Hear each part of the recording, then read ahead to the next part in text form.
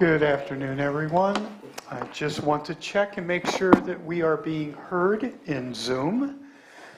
Matthew, can you hear us? Yes, I can hear you well, Sam. Thank you. Okay, then, Chair Crandall, we are ready to begin when you are. All right. So it looks like we are hitting 1 o'clock, and we are back from our lunch break.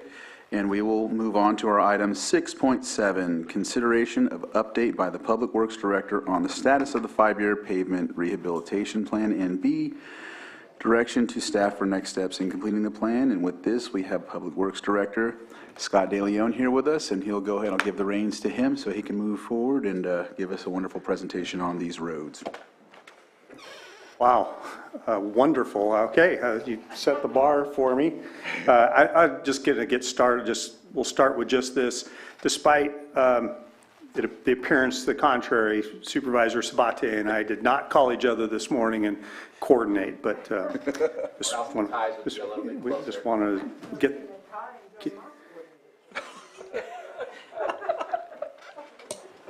okay. Moving on.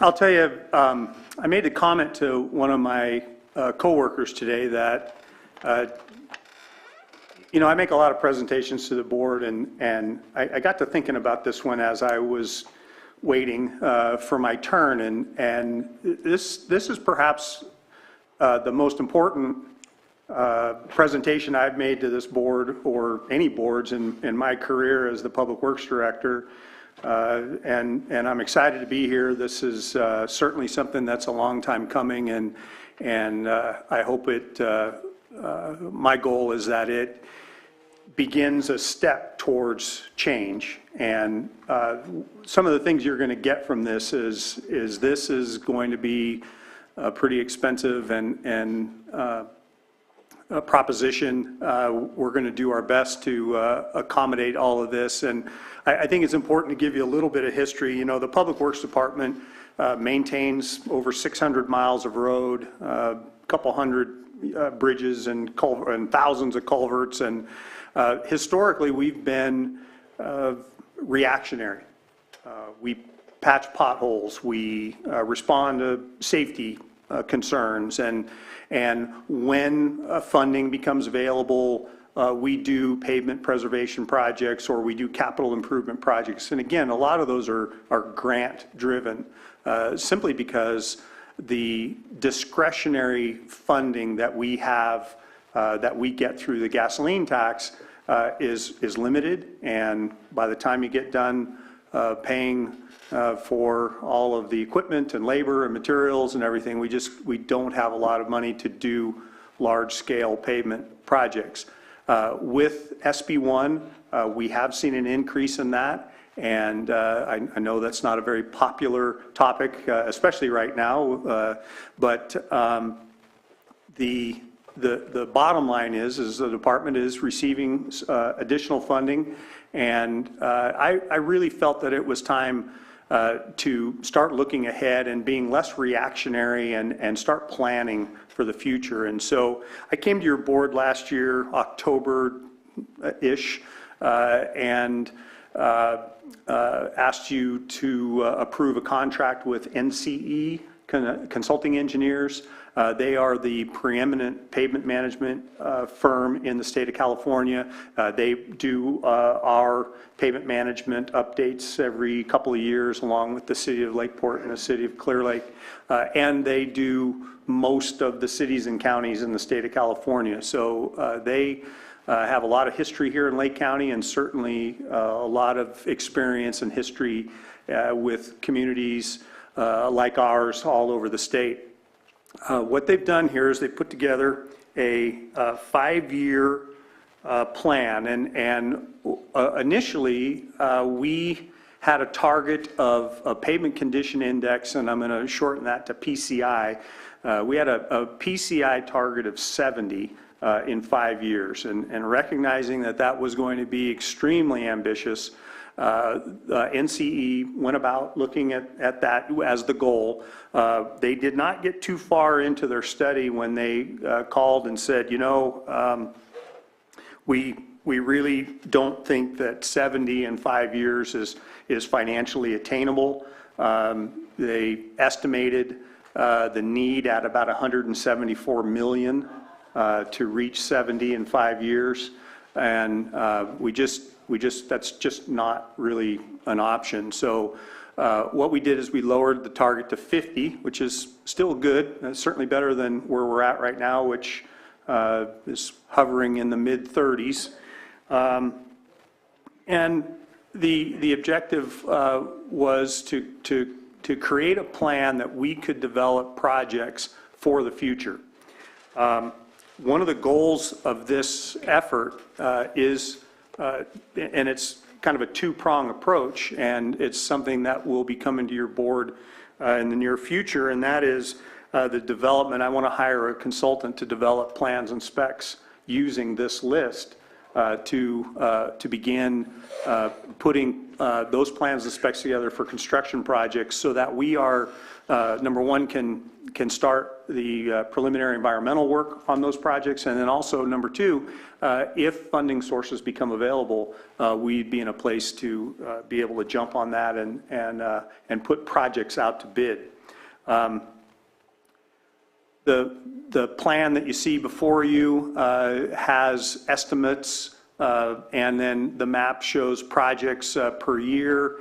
The Public Works Department is, and I'm going to get to funding here in a minute, but the Public Works Department is, we're very close to being able to handle the first year of this plan with some reserves that we've developed over the last couple of years, and kind of saving our SB1 funds. And so we're going to be pretty close to being able to fund year one, although several of the projects that are identified in year two, we're actually performing with our local crews this summer. So some of the projects in the Clear Lake, Sulphur Bank area, New Long Valley Road, we're repairing those, and in fact, I have an item later today that we're going to talk about those. Some of the characteristics, or some of the considerations the NCE used when establishing this list is they wanted to group neighborhoods and treatment types together. And the other thing that they did is they allocated, roughly allocated 50% of the available funding for local streets and roads, and then the other 50% to arterials. Typically,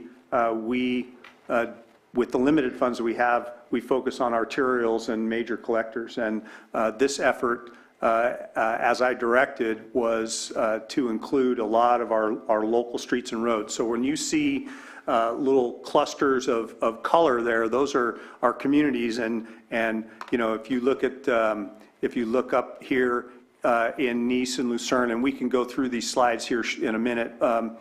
You know, these are they're community focused.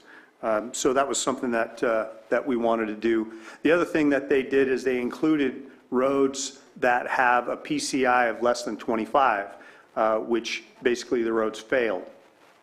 Historically, we have not done that. We've just said, well, the roads failed, and we're going to focus on other roads. And we've changed that approach, and we included roads that had the PCI of less than 25. So I'll just briefly go through a couple of these slides, kind of focus on the first year.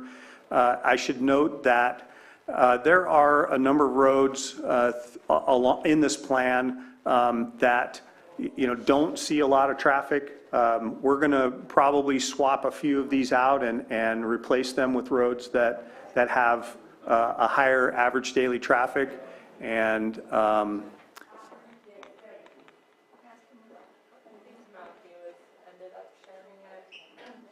okay, so how would I go to the next slide? Matthew, next slide. There we go. Perfect. Magic. All right, so this would be the plan for 2023. You can see it's predominantly in the North Shore. The color codes, and I apologize that we're trying to get a lot of information on a slide, and the color codes off on the far left indicate the types of projects. You have double chip seal, full depth reclamation with double chip seal, mill and fill with an AC overlay, and then reconstruct the AC surface. And then I think the last one there says single chip seal. We're stretching the limits of my eyesight here, just so if I got something wrong, holler. Some of these projects we're going to try to do in-house. The double chip seal are certainly things that we can do. Some of the full depth reclamation with chip seal projects we would probably try to tackle in-house. And then the projects that require paving and full depth reclamation would be projects that we would put out to bid. So you can see very ambitious for the next year with both Lucerne and Nice being tackled in that particular year. These are all dependent on, there's a lot of things that go into this. This is our plan, but there's a lot of things that go into this. For example, we will immediately need to get a hold of the utility companies that have water lines and sewer lines in these roads and make them aware that we have a plan to rebuild these roads, and if they have any repairs or any major projects that they need to do, they need to get them done, because once those roads are reconstructed and repaved, we're not going to be issuing any encroachment permits or trenching permits in them for 5 years. So you know, we don't know, and frankly have not been able or not had a chance to reach out to those utilities yet, but we will. And again, this is our goal for year 2023. Matthew, maybe the next slide.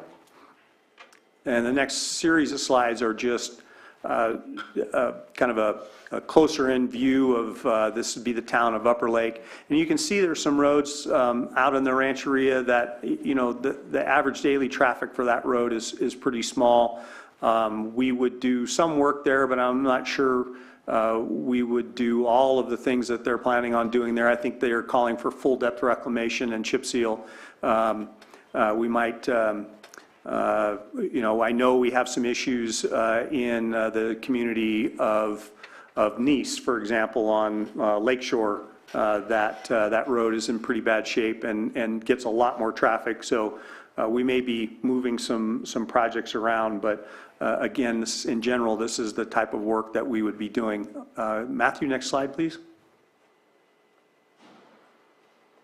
Close-up of the community of Lucerne.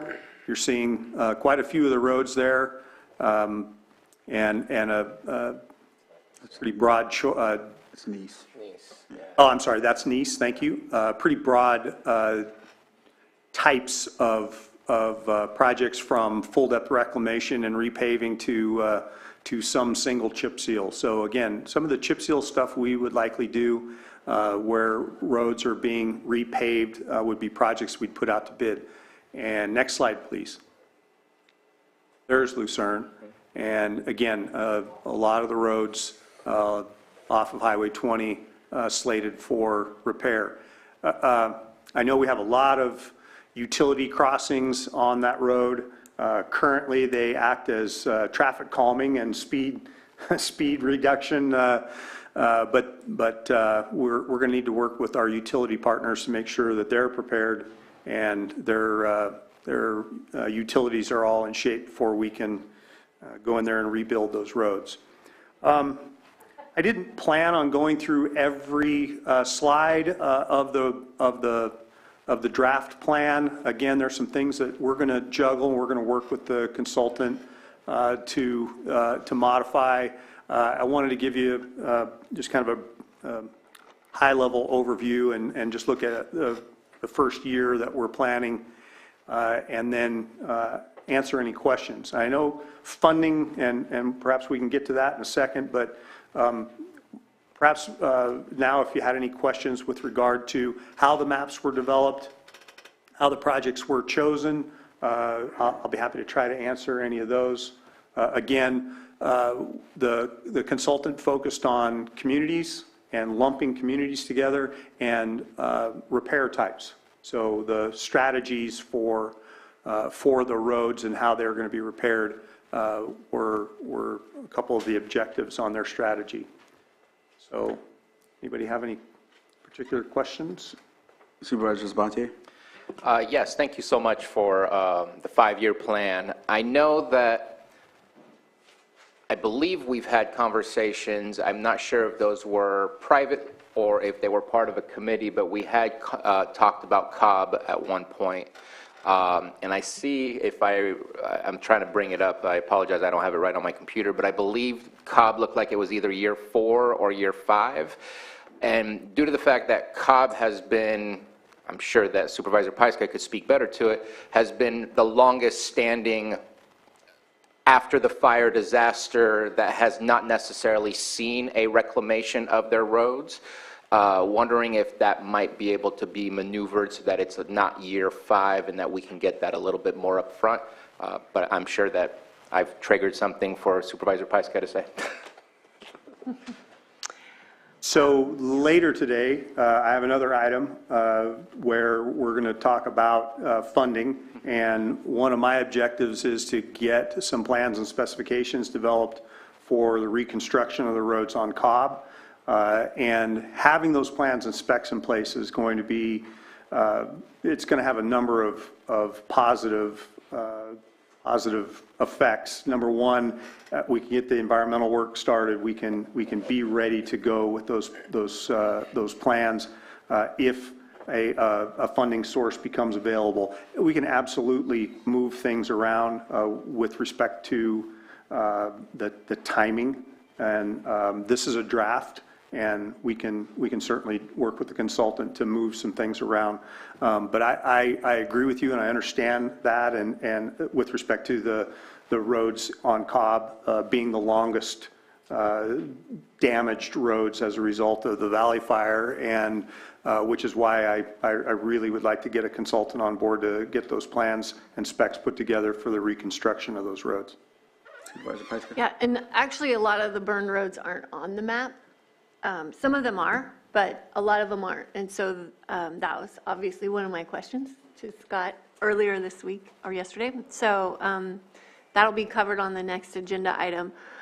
But I do appreciate that Bottle Rock Road is put in year 3. That wasn't an old road before the fire, and it got thoroughly abused.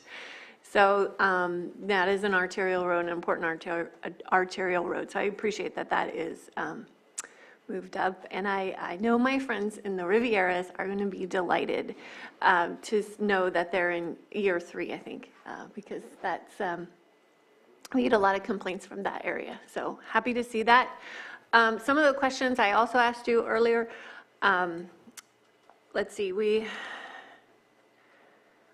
all know the cost of oil and other construction costs is fluctuating, and just we have to be mindful that these construction costs could change and spike. And so, what was your answer for me on that? Well, I don't recall my specific answer, but those are factors that we deal with every construction season, and the issue that we all are going to face here, and we're going to probably start talking about funding here pretty soon, is there's only so many funds to go around, and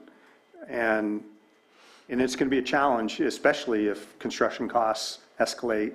The consultant has built in some escalation of costs. They've used current bid numbers from the city of Clear Lake. They were gracious enough to share all of their construction costs with us on some of their recent projects. So they're using some fairly current data, but things can change. And this is a plan. This is what we'd like to do. This is what we plan to do. But utility conflicts, potential environmental conflicts, costs increases, things of that nature, or things that are frankly out of our control, we'll do the best we can. Yeah. And if we have to scale down projects, or one option is to extend this. Instead of 5 years, it's a 10-year plan.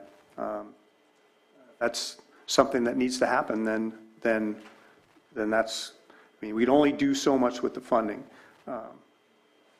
which is frustrating, because now we finally have a plan to do something. But I think this is, again, I think this is a great step forward. Yeah.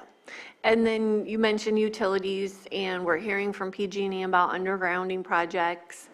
And I know that's new, and this plan is new, and so there's some coordination that's going to have to happen there.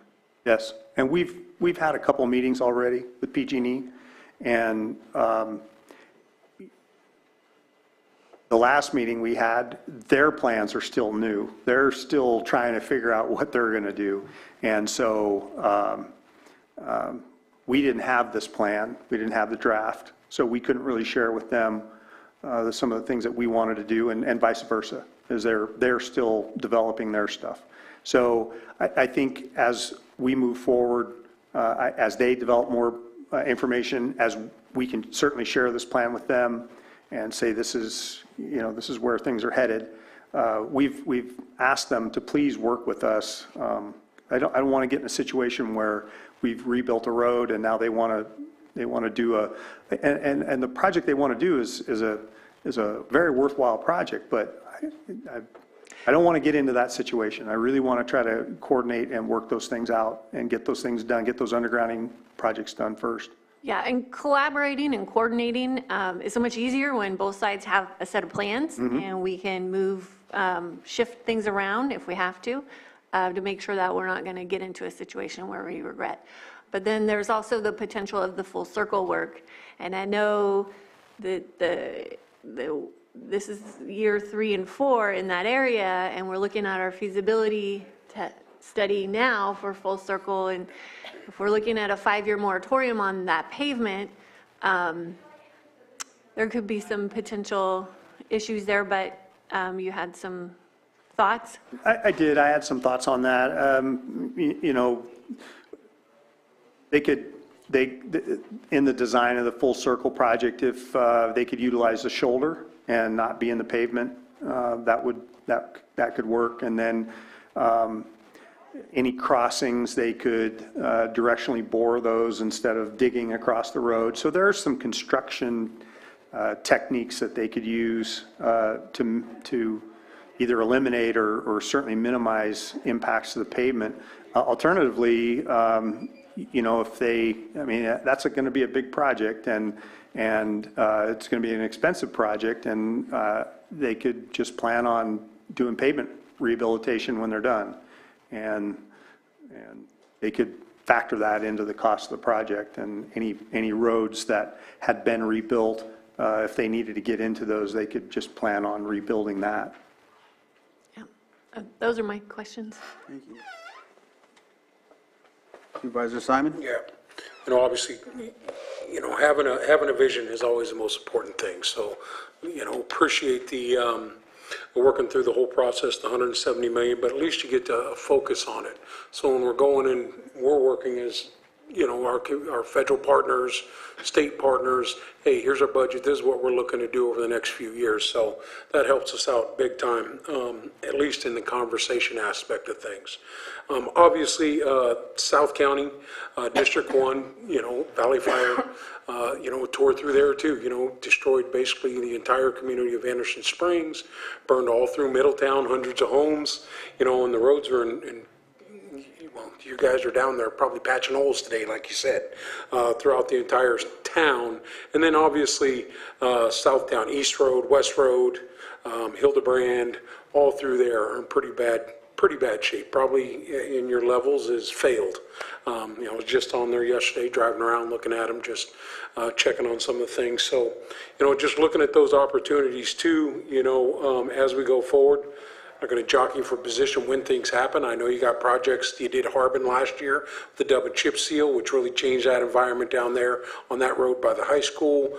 So those are great projects to see. I'm glad we have the plan, and like I said, I won't push too hard, but South County, that's the first place you see when you come over the mountain from the Bay Area. We're the gateway. I know we got another name of gateway over here, but that's mostly people traveling through. If you're coming up over 29, over St. Helena, you're coming here because you want to come for a vacation or doing some certain things like that.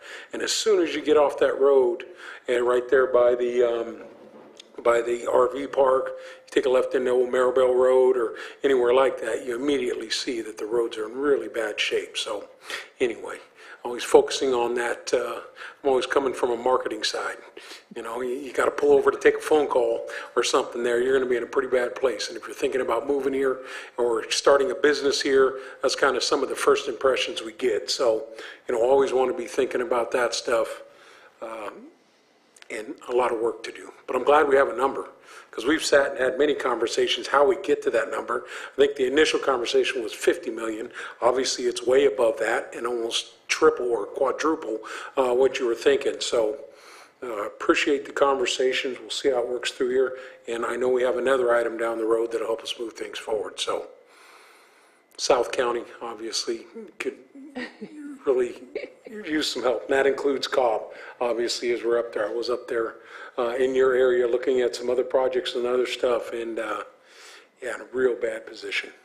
But as you said, the whole county's down around 30, so none more important than the other. At least something happening is a good plan, so thanks. Yep. Supervisor Sabatier? Yeah, two last comments, at least for this part of the conversation. We had brought a couple of years back, maybe 3 years back, a dig once policy. And I'd like to see, if we're going to be doing a whole lot of roads, I think we probably should review again a dig once policy to see if that's something that we want to do. That's to help ensure the protection of our roads so that we are getting that collaboration from our utility companies rather than them making a decision that they need to fix things and then we end up with potential issues.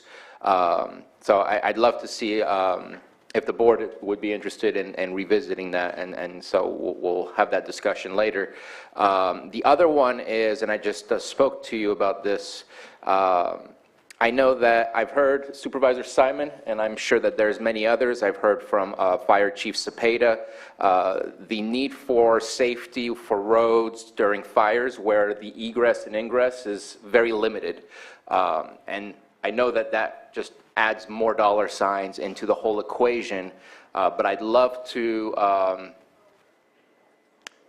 look at a way to implement one road here or there from time to time. I know we can't do it annually or else that pretty much negates the entire projects that you're offering us, but I want to make sure that we also include the idea of fire safety into some of these plans and recognizing that if a fire is coming from a specific location, we have people who might be trapped and not be able to get out, and that creating, even if it's as simple as just an ingress rather than a full-bore road, at least providing another exit strategy. And I can't speak to it as much, but I know I've heard about it before, and it's a concern.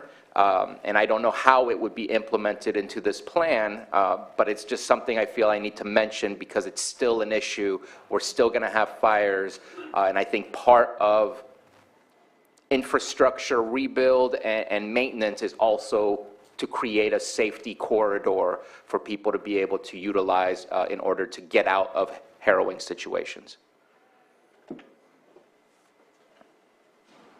Ed, you know, certainly following the Valley Fire, you know, there was lots of discussion about Anderson Valley or Anderson Springs and you know, a road that's just one way in and one way out. There's a lot of communities like that. Riviera West is one that comes to mind. A lot of roads, a lot of homes up there, and they have one way in and one way out. So the strategy that I think I would recommend for that would be not so much as part of this effort, but parallel to it, to develop a plan. You have to have the plan. That's why I'm so excited about this, is now this gives us a visual, gives us a map of these are the things that we need to, where we need to be spending our money. Having a plan for those communities, because you've got right-of-way acquisition, you've got a lot of issues, environmental and others, to develop those secondary means. But those types of projects, in my opinion, are perfect projects for hazard mitigation. And every time there's an emergency in this state, typically the state of California puts hazard mitigation funds available, makes hazard mitigation funds available. And you don't have to have the emergency in your county to be eligible for those funds. So I think having a plan for some of these areas and having some preliminary plans and specs and some cost estimates and be working on rights of entry and or easements, whatever it's going to take, and having things ready to go so when a funding opportunity presents itself that you can throw your hat in the ring. I think that's going to be better than where we are right now. So that'd be my approach. No, I appreciate that. I'm unsure how to implement. I appreciate the option, and I think that might be a good way to go, but it's just something I want to make sure that we continue to see. And I know we can't make all roads be 4290 road safe, as Chief Cepeda would probably appreciate seeing, but I think the more that we can slowly chip away at that, from the fact that all this was built 100 years ago, 50 years ago, without these rules and regulations, but we're living in a different time right now. Right. And my last thing, and I apologize, I said that already, but my last thing is I'd love to make sure that we have when we formalize this plan, to say that at the fourth year, between the third and fourth year, that we go ahead and review and make sure we have another 5-year plan set to go and ready to go for continuity purposes. Okay? I don't think NCE would be opposed to that, and I think that's a good idea. They can be a good time to review what we have accomplished, and then start setting out a plan for the next 5 years. I completely agree with that. And I'm thinking of it from an investor perspective. If you can see that the plans have already been done, if we only have 1 year left, that's not enough predictability for investors. But if we have another 5-year plan, then that's very much predictability for investors to see that you have accomplished these things and now you have another 5 years ahead. Okay. Just taking a couple of notes. Thanks. I think talking about funding, as I mentioned, the road department's been setting aside some funds and reserves in anticipation of needing a sizable amount of money for a big project. And so that 2023 project and the 15 million, we're going to be real close to having the available funding to put that project together. It's the years after that are going to be the challenge. And so we've got a little time to try to figure out how we're going to do that, but we are estimating that the road department will have approximately 5 million of discretionary funding that we can put towards projects. As you saw on the map, our projects per year are in the 15 to 17 million. So we've got a shortfall there. We're going to need to find some other ways of funding and absolutely go after every grant that's available.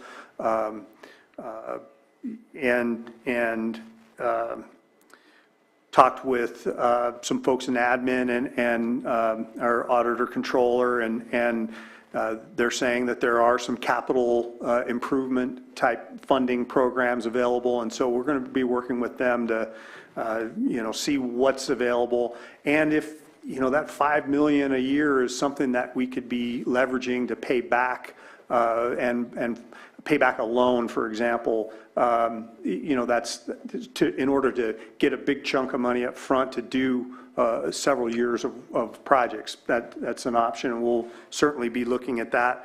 I promised I wouldn't lead with this one, but I'm going to bring up a potential sales tax increase. The county has some room, and I asked for some numbers from Patrick, and he gave me some numbers based on local sales tax over the years and what a projected half-cent sales tax would generate. And based on the numbers that he gave me, a half-cent sales tax could generate as much as $2 million. So that would be additional that could go to the road projects. We've worked with our friends at APC to do outreach and polling and different things of that nature for these types of projects. City of Clear Lake was very successful in doing that outreach and that polling in their recent sales tax increases for roads. So that's something that we can certainly come back and talk about, but it is an option. Again, I didn't want to lead with it, but I think it's something that merits some discussion. And then I mentioned it already once, and that was increasing the time frame of the projects and moving them from, and I'll pick an easy number for ease of math. Instead of a 5-year, it's a 10-year. So instead of $15 million a year, it's 7.5. Well, that's a little more palatable when you. If we were to perhaps do a half-cent sales tax and then use the money that the discretionary funding that we have in the road department, now you're in the ballpark of being able to do a series of projects for the next 10 years. So those are some options we're looking at. Didn't expect any answers or anything today. I just really wanted to get this draft plan in front of you. Take your comments and your concerns and keep moving forward. So with that, I'll be happy to answer any other questions. No, I just think all those strategies you talked about, I know we had a presentation from, I think it was a California bank or someone here a couple years ago, from CSAC. They came and sat right here and talked about big projects, borrowing up to $25 million. Really like the idea we're going to be talking about leveraging that $5 million on payments back to that. Also, too, I think the other thing which we just experienced here just last week was getting projects in that can be done in 1 year. This plan will now have, for the federal earmarks, we'll have projects. We can say, hey, we got $3 million worth of paving that we're going to do next year. Here it is. Hopefully we can throw that on top of it. And we didn't have the plans. Now we're going to have the plans, which will really help us out, like I said, as we move forward. So, we're talking the right language. I'll be happy when we see the first projects rolling out in the next year. That'll be the main thing. I know we're doing what we can, but once again, you got to have the plan. And to follow up on the feasibility study plan for ingress and egress, it does need to tie to this eventually as we move forward, but I know there's going to be other opportunities coming down the pipe through conversations with the Risk Reduction Authority and everything else that's happening, Scott. So we'll continue those conversations. Right. All right. Thank you for the presentation. I really I like the plan moving forward. I do agree with Supervisor Simon about one thing that I'll add is just noticing that some of the differentiations in the projects when you looked further into what projects took. So, for example, some of them are going to need a more it'll take longer to get done, and it might have to be delayed. Where the other ones that your department can handle, those will obviously be handled, and maybe some of the others can be done in the other districts to fill or something of that nature. So we get more done, and also in some instances hitting the points that some of the other supervisors made. I, of course, appreciate that a lot of my districts in the first phase. I'm not going to deny that. A lot of that's why I'm not going to try to talk too much to change the direction of that. But at the same time, I do understand if I was at the other side of it, I would be like, in all of our constituents, call us about our roads. All of our constituents feel as if they've been neglected longer than the other and whatnot. So, I mean, I'm not, I don't want to belabor that, but I just wanted to note that either way, having a plan in as long as we hit those marks and have an explanation of why we didn't hit a specific mark so that we can tell our constituents why something didn't happen, I think we're going to be in a good mode. And then also, like you said, finding other opportunities to fund it if we can, so. Supervisor Vaca. Yeah, I'm just curious, what are our next steps? Are we, in the future agenda, going to have the formal plan coming back to us that we approve through resolution? Or what's the process? I'm just curious as to where we go. Hadn't really planned on a formal adoption of the plan, but I can certainly do that. Be honest with you, it's the first time we've ever done one, so I'm not sure I have a specific answer for you here. It's, but if the adoption of that plan would be beneficial, I'd be happy to bring that back, and we'll have the consultant make a few adjustments, and then we'll bring that back. The next step for me personally is I've got to get a consultant on board to start working on design. 2023 is going to be here before we know it, and I need to get these projects out to bid, and so I got to have plans, and so that's a real high priority for me, and but I can certainly bring that back. Ms. Grant and then Supervisor Pyska. Thank you, Mr. Chair. I was just going to suggest that if you bring it back for board action, you might want to ask staff to prepare a resolution so they can lay out the circumstances, and then your board can formally approve the plan via the resolution. Thank you. Supervisor Pyska, go ahead. But with the understanding that there's got to be some flexibility. And then just making this plan public so that when we have complaints, we can forward a link to the constituents. They can see where the priorities are and where they are and how much longer they have to wait. Patience. All right. And I'll open it up for the public because I haven't done so yet. I see no one in the chambers, and so I'm looking on Zoom to see if there's any hands raised, and do not see any, so I will bring it back to the board. And it says just giving direction to staff for next steps in completing the plan. And so, Sounds like we've done that. right, we've done that, right? Yep. All right. And just a quick question. I know that I heard from Supervisor Pyska. I wasn't looking to my left. Do we all agree to a resolution coming back to us? I think it holds us a little bit more accountable to try and make us try to reach those goals. Granted, the flexibility has to be there. There's so many potential things that can happen, but I like the idea of formalizing it, making it very public, and doing the best we can to make sure that we get there. Ms. Grant. And Mr. Chair, I was just going to say the resolution can certainly speak to the need for flexibility in those circumstances, so it won't be limiting. It should be helpful.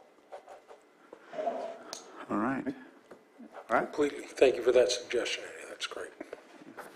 And so with that, we'll go ahead and close this item and take up actually 7.2. That way we can just move right into. 7.5. Oh, I'm sorry. 7.5. Oh, yeah, that'd be great. Dyslexia was kicking in, sorry. 7.5.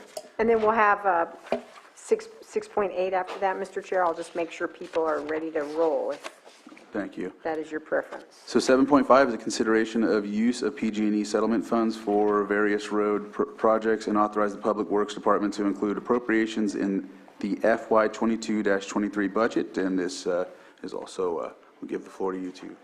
Thank you. Yes, in October of 2020, your board conducted a series of discussions about, or a discussion about the use of PG&E settlement funds. And there were a number of projects, number of ideas, a number of things, and I took away a couple of projects to do, and I've been planning on them, and we were preparing our budget and kind of planning on these revenues, and it was suggested by the administrative office that, perhaps we need to come back to your board and get some specifics and get your board to concur with those expenditures. And so the two projects that we planned on using a portion of the PG&E settlement funds, one was the pavement rehabilitation for roads that were affected by that sulfur fire, which include Lakeshore, North Drive, Sulphur Bank Drive in the Clear Lake area, Clear Lake Park area, and then out to Clear Lake Oaks there on Sulphur Bank. Crews have been working most of the winter on vegetation removal, culvert repairs, and getting the prep work done, dig outs, asphalt placement, different things, in anticipation of a double chip seal project on all those roads. So we were hoping to use $1 million of the portion of that PG&E settlement for that project. We're going to be using that money on materials and equipment, and the road department will be paying for the labor for all the work associated with that. We're going to be doing that within in-house forces. So that was the first project. The second project, we talked about this a little bit ago, was the hiring of a consultant to prepare plans and specs for the reconstruction of the roads on Cobb Mountain. And we're actually hoping to work with the city of Clear Lake. They have a project out, or a request for quotes, or request for proposals, or request for qualifications out right now for consultants to prepare plans and specs for road projects. And we're hoping to kind of piggyback on their process, and they're going to establish a list of qualified consultants, and we're planning on utilizing that to select a consultant to do that work. So we're estimating $400,000 for that project. So the total amount of the PG&E settlement funds was $1.4 million. Again, $1 million going to the road rehabilitation and $400,000 to the design of roads on Cobb. And I think that keeps me within the target amount that your board had hoped to spend on road projects. That was my recollection, that was the number we were shooting for, was 1.4. And I just wanted to say, I believe we got 3.5 total, and in our conversation that we had in our committee, we said let's try to utilize approximately half of it. So that's where that 1.4 million came from. Okay. Yeah, and I'm not exactly sure, the roads that I sent you yesterday, are they in, because I don't have the subdivision maps. So the Lakewood Pines, I think that's the Giffords Loop. And then I just wanted to make sure that They're all in there. Oh, they all are. Okay, great. Yep. I thought they were, but I want to make sure. All right, I don't hear anything else from the board, so I will open it up for public input. Not seeing anyone on Zoom yet put their hand up, but I will wait and count down. Okay, looks like we don't have anyone from the public that want to comment on this, so I'll bring it back to the board for, is this just a report? No, we need action on Or this. action, okay. So what for action? We're spending on what we didn't. Mr. Chair, I move that we approve the use of PG&E settlement funds for various road projects as presented, and authorize Public Works Department to include appropriations for the projects in the fiscal year 2022-2023 budget. Second. So I have a motion and a second. All in favor? Aye. Opposed? Motion carries. And so we are now finished with 7.5. Thank you, Director De Leon, for your presentations. Thank you very much. All right. With that, we will move back to our timed items, Thank you. and we will hit 6.8, discussion of potential transient occupancy tax ordinance revision and voluntary collection agreements. And I'll turn this over to CAO Hutchinson. Thank you, Mr. Chair. Patrick Sullivan is here in the Zoom, and it's the last time I get to introduce Patrick to you in a board meeting, but he is here to present this request from the Tourism Improvement District that we look at possible changes to the TOT ordinance. Thank you, Patrick. Good afternoon. Patrick Sullivan, County Tax Administrator. I want to provide some background again on just how we got to this point. Your board has previously supported efforts to identify unlicensed vacation rentals and bring them into compliance. For the past few years, the county's been using the host compliance software to try to identify those rentals. Once we've identified them, we've worked with the Treasury Tax Collector's Office to get them on the books and paying their taxes. What the Tourism Improvement District has brought up is they're hoping that we can explore some of the other options that are out there. There's two things they would like to accomplish. One is requiring that all vacation rentals display their license, and that would require a revision to one of our ordinances. We've seen that some counties and cities have done that through a zoning ordinance, some have amended their TOT ordinance, but through those mechanisms, they've basically required that all businesses that are working as a vacation rental have to display that ID number. And what has come up through the TID is that would help level the playing field. Because right now, it's putting business owners in a difficult position that unlicensed properties are listing at a lower rate. The licensed properties are basically having to work the tax rate into their listed price. So properties that are licensed show up online like they're charging more than the unregistered properties. And this led to their second point, which was that they're hoping the county would be willing to consider voluntary collection agreements. This would change the dynamic of how we identify those unregistered properties. Right now, when a property operates without a license, first it's going to operate for some set period of time until that software picks it up. At that point, they would be reached out to, try to be brought into compliance, but often someone could be operating for a year or more before they're actually identified. So during that time, what we're hearing through the TID is that the businesses that are following the rules are essentially, they feel like they're being punished because they're having to pay that tax as they go, and these other operators are still undercutting them and sort of siphoning off their business. So the mechanism that's been suggested is a voluntary collection agreement. About half the counties in the state, or a little less than half, have done these. They're generally done with Airbnb and Vrbo, which are the larger companies involved in this. They make up the vast majority of the short-term rental market. If the county were to enter into one of these agreements, instead of using that software to identify the unregistered operators, the online platforms like Airbnb would actually collect the tax for the operator upfront at the time of booking, and every quarter they would remit it to the county. So instead of the operators collecting that tax or paying it out of their revenues, it would be Airbnb or Vrbo that would pay it. This is the request through the TID. Unfortunately, Brian Fisher, the executive director for the TID, is not able to be here today. This item was originally scheduled for a previous board date, and when it was moved to today, he wasn't able to attend. But I think that's the gist of what they're hoping we can consider. There are certain things for your board to consider if we were to move forward with one of these voluntary collection agreements.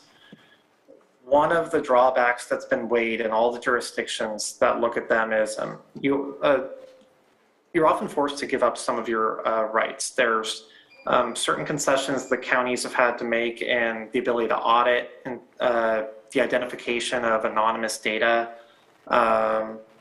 even delinquencies. A lot of times in these agreements, they're insisting that they will not collect back tax that's owed. The changed circumstance we have from several years ago in regards to that is we have identified a lot of the unregistered operations here. So hopefully there are not that many left, and those that are would not have been operating for an extended period of time. So that would negate a lot of the drawbacks that we would face going forward with this now compared to where we would have been 3 or 4 years ago. But it is important for your board to be aware of that, and that is what has given many jurisdictions pause when they've thought about going forward. But that larger benefit from the agreements, I think for the jurisdictions that chose to proceed, is that it's a huge savings in staff time. And because you no longer, the number of investigations staff has to perform is very limited comparatively if you have these agreements in place. But I think the bigger piece is that the local lodging industry has really appreciated it and sort of clamored for it in these other jurisdictions because it leveled that playing field. In order to be on the platforms, they have to be identified as a licensed operator, and that Airbnb or Vrbo is paying the county the tax. So That sums up where we're at, and essentially what we're asking your board is to provide direction on how you want staff to proceed. We've had some initial meetings with the TID to better understand their position and what they're looking for, but we would need to do some further research, and then we'd have to explore how to go about revising an ordinance to get that requirement to be licensed on there and to display it in advertising, and we would need to work with county council for that. And the second part is for staff, whether you would want us to pursue these voluntary collection agreements and ultimately return to your board for further consideration. And I'm available to answer any questions. Thank you, Patrick. Supervisor Pyska? Yeah. So this has been a conversation in many TID meetings. I think Patrick's point about reducing the staff time is an important one because it's all going to be automated. And so I think that's going to be helpful on a lot of fronts. Patrick, how many hours do you think it's going to take to do this research and update the ordinance and get it back to us? Oh, that's a tough question. Fortunately, it looks like because so many other jurisdictions have done them, especially since we first started looking into this, we have a lot more examples, and I think we could probably find some applicable ones in other counties. So I think that could trim a lot of time. I don't know. I've heard the process with Airbnb, and for instance, in Verbo can be fairly long, and it's taken other counties several months to get through it because there's a lot of back and forth before it seems like a product is ready to be brought before the board. But I guess my hope, even compared to when we last talked in December or January, is with so many other jurisdictions doing them, it should be more streamlined. I would think maybe 20 to 30 hours total. Some of this would depend on county council's availability, though. Now that we better understand what the TID is looking for, when we first talked, the TID was looking for some broader changes to our ordinance, which would have been a lot more expansive. Now that we understand it's more limited in scope to just making it a requirement to display your license, I think that may narrow the work there, but I defer to Ms. Grant. Ms. Grant? Thank you. I don't foresee any real obstacles with the display of license issue. I think that can be done relatively readily. As far as the voluntary collection agreements, when the county is asked to give up certain authority, then that gives a little bit of pause. And I can tell you, I appreciate that other jurisdictions have done an ordinance or done something. I can also tell you that I can't go to court and say, well, Your Honor, Ventura County did it this way, and expect to get very far. So we'd have to look at that particular thing, the fashion of an ordinance, and the type of county that did the ordinance too, because obviously a charter county has much more authority law. But I don't think if it's in draft, it would take us probably over a couple of weeks. Sure, a couple of weeks to review it and put it together. But again, we'll have to check the law on it because it would be a disservice to you and to the county to just rely on someone else's rendition. Yeah. And then if we were to go down this road and do this research and start preparing this, it would give us time to perform another audit and catch any new property owners who may have joined the platforms and are not participating. How long does that audit process take, Patrick? So I was actually going to provide an update on that. Thank you, Supervisor Pyska. Our agreement with host compliance came up for renewal just a few months ago when this was initially scheduled. We've held on the renewal because we wanted your board's input on that. We wanted to know which direction we were going. Because if we are going down this path, we're not sure about staff capacity, that we actually have the real staff capacity to do a significant audit during this time. So I guess we'd have to make the decision of whether your board would want us to basically relicense that software, go through the audit process, which likely would delay moving on this. because that audit process would probably take several months itself, and then we would probably have to go forward with this after that. And how much is it to relicense the audit software, host compliance? It depends on how many properties are there when they actually look at the contract. It was around $11,000. So it's not a great amount of money compared to other services, but what we just have to figure is whether our staff is going to be able to actually take advantage of it, and that was the concern. Especially with Treasurer Tax Collector, they've lost some additional staff, and we would need support in that office to go forward.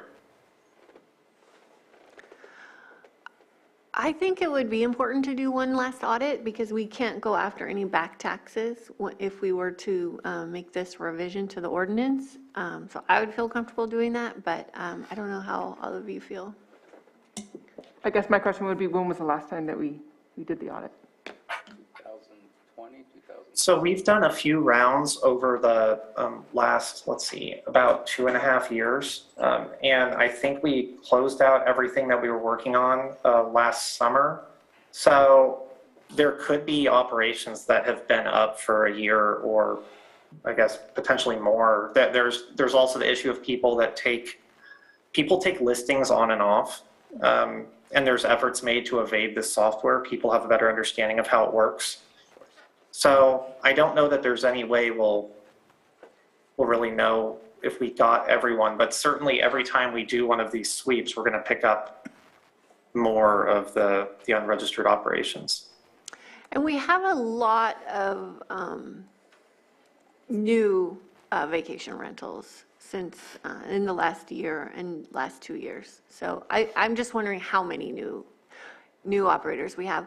I know when we look at the financials, there's some holes around the county where we know that there are operators, but we're not showing any income from those areas.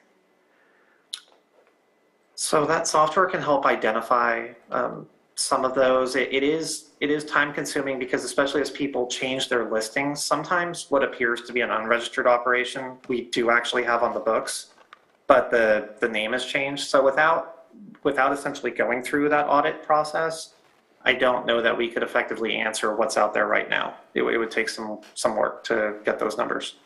Okay. Supervisor Spatier? I think that I agree with Supervisor Pyska about the importance of staff time being spent on this. If we can automate something, I think that is a really good way to go, especially this is not a one-time, this is a very annual rinse, repeat, recycle type of thing, or quarterly, but yes, we repeat it very often, so let's make it as simple as possible.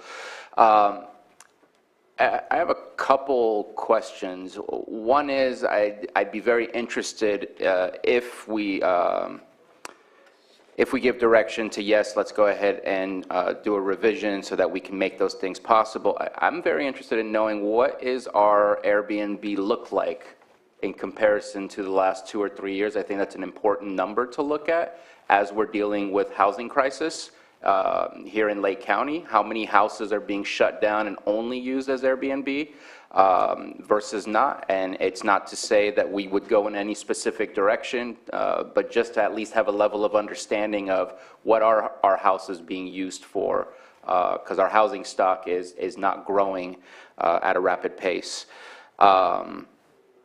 I think that the audit is an important part that I think that we should probably take a look at that before engaging in a change that doesn't allow us to do the back taxes. But then again, my last question is, what teeth do we have for those that aren't following the rules? Like in my mind, this conversation very much parallels the conversation of illegal grows and legal grows. We want people to follow the rules, and if you're not following the rules, we need to build teeth into whatever our ordinance is. What happens to those that we find that are not paying TOT? Are there any penalties? What is the incentive to actually do the right thing? So your board did pass that resolution previously when we began this process of identifying the unregistered operators. And that was if an unlicensed operator cooperated with the county and either paid off their back tax that was owed, or entered into a payment plan and remained in compliance with it, those penalties could be waived. So normally there's late penalties involved with this. If it was a first-time operator, they have the opportunity to not incur those penalties. The treasurer tax collector, or I believe it may have actually been the county administrative officer, has the authority to waive them based off the board's resolution. So if people cooperate and come forward on their own or respond if they are identified, there is an opportunity to save in those costs. So there is an incentive for people to cooperate. But that incentive is only if you get caught. Well, yes, to a certain extent, although if you brought yourself in and identified it, you would also be allowed to get those penalties waived. Your board didn't have a sunset on that provision, I believe, so it still stands as of now. Appreciate the answer. All right, any other comments from the board? Supervisor Simon. I appreciate the conversation. Obviously, a couple of years back when we decided to really go into this, I did know that there were a lot of folks out there that wanted to do the right thing, so I know they did come forward. I don't know about other districts if you're contacted by folks that, hey, I want to do the right thing here, I want to, move in that direction. I think what's being requested, I'm okay with moving forward with changing the ordinance and looking into the VCA, the voluntary collection agreement moving forward, because it's only going to grow. I know we have a housing crisis here, but every year, as you said, it's growing. Airbnb is the largest hotel in the world, and it's just going to continue growing, especially now with construction costs. Why build a 30-unit, hotel when you can go out and buy, 30 homes, and it'd be a lot cheaper to do it that way because it's already done. So the transition's happening. It's being forced in the economy at this point, and I think anything we continue establishing to help our folks that are already in the program and picking up the TOT is real important. So I'm in favor of moving forward with this, coming back to make these two changes that were requested. I did have one question, Patrick. You're always pretty quick on the numbers. Since we implemented and really started to audit the program and bring people in compliance, do you have numbers of any of the positive changes that we've made just in the last 2.5 years or 3 years? Yeah, we definitely have had some spikes in transient occupancy tax. It's a little complicated because of the pandemic to know exactly what the impact was, but since we implemented the host compliance software, our TOT has gone up. I can give you just the examples that in 2019, our receipts were 659,000 approximately. Following year, 635. Last year, 869,000. In years prior, in 2018 and 2017, it was about 400 to 425,000. So we've had some major gains in terms of getting people registered, but not all of that is just due to registration. But certainly, since we implemented this program, we've had major gains. Okay, thank you. All right, so I'll open it up to the public for any comments. You see anybody on Zoom? Not seeing anybody on Zoom, I'll bring it back to the board.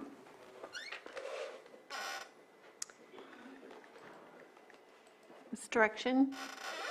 I think so. Can I ask for clarification as well from your board? Because the direction discussed here was whether to explore the ordinance revisions and the voluntary collection agreements, which it sounds like your board does wish to do. But also if we're going to do the sort of a final audit run and try to identify as many as we can, we would need to bring the host compliance agreement back to your board to do that. And I guess I just appreciate direction on whether you want to work on these in tandem on parallel tracks, or whether you want us to start with host compliance and then when that audit's done, initiate these other changes. I think parallel would be most efficient. Ms. Grant? The only thing I would say is your board can give some direction for staff to proceed and bring you back something about the audit for action, but the audit's not on the agenda today. Okay. Thank you for that. And for me, I'm in favor of moving forward what was proposed today, the ordinance change, the VC. I won't talk about the ordinance, but that's what I'm willing to move forward. I'm in favor of that. All right, so it looks like you have the direction. All right, and there's. All right, thank you. Thank you, Patrick, very much.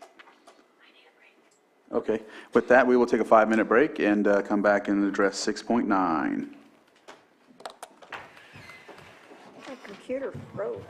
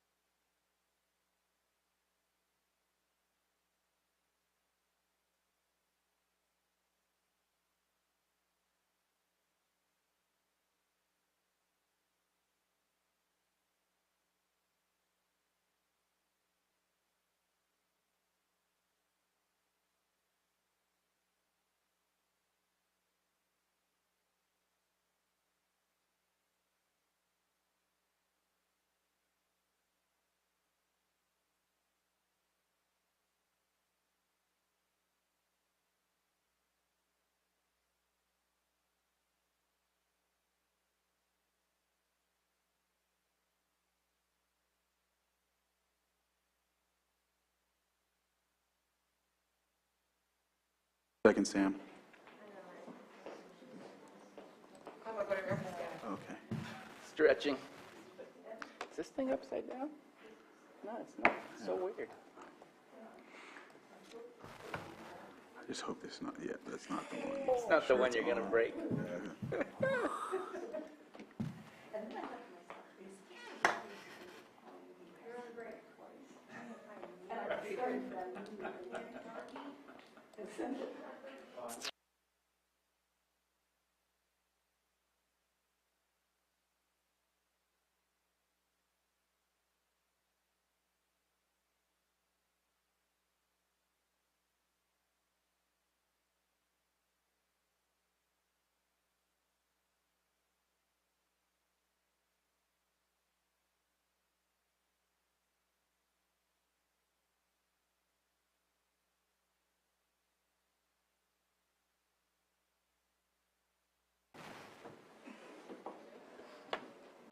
All right. So as we're back from our break, we will move on to our item 6.9, consideration of a 5-year agreement by and between the County of Lake and ECS Imaging Incorporated for document management, software and scanning, indexing, conversion, and destruction services. Year 1 in the amount of $191,950.50. Year 2 in the amount of $67,500. Year 3 in the amount of $67,500, and Year 4 in the amount of $67,500, and Year 5 in the amount of $67,500, for a total of $461,950.50, and authorize the chair to sign. And I will turn this over to CAO Hutchinson. Thank you, Mr. Chair, and I want to introduce Carolyn Purdy, who's going to present this item to you. I'm also grateful to Shane French, our IT director, for being here. We asked him to attend this in the event you have technical questions. And Carolyn, is our vendor representative here? Yes, he is. He Is that is available, and Matthew is aware, so hopefully he's going to be able to bring him in. Okay, thank you. So we've spent the better part of a year dutifully selecting a vendor that can digitize the many paper documents we swim in, literally. And so Carolyn was staff to our committee, our panel that reviewed the top proposers and developed this recommendation, as was Shane and others. So Carolyn is going to present to you the nuts and bolts. Pete is here if you have questions about the product. Shane on the tech side. Stephen can also join us on the finance side if you have questions about that. So go ahead, Carolyn. Thank you. Good afternoon, Chairman Crandall and Board. I'm Carolyn Purdy, Administrative Analyst in the County Administrative Office, and I'm very excited that we're finally able to present this to your board. This item today is for the consideration of a 5-year agreement with ECS Imaging for document management software and services to facilitate the administration, Board of Supervisors, and Human Resources departments in digitizing their records. This process has been underway for quite some time. A request for proposals was issued May 18, 2021, seeking proposals for these services. A total of 13 bids were received, and a consultant selection board was formed to review each submission. The proposal evaluation and selection process has been extensive, taking months to complete. A unanimous decision was made to enter into contract negotiations with ECS Imaging. A final decision was made to recommend your board award a 5-year contract in the amount of $461,950.50 to ECS Imaging. This company specializes in providing government organizations document management solutions with the award-winning Laserfish content management platform. With digitization, all county records will be at the staff's fingertips for improved customer service, and Laserfish also offers a public portal that will provide access to documents from the county website, enabling all citizens to the ability to access information from their home computers.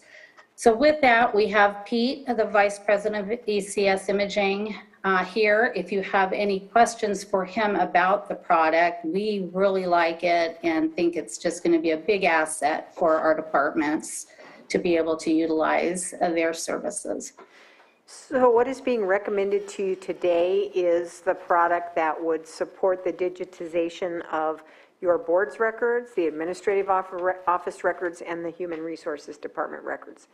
But in selecting this product, we really had an eye for selecting something that we think can work for all departments for the long haul, because it's very, very difficult for IT to support different products within each department.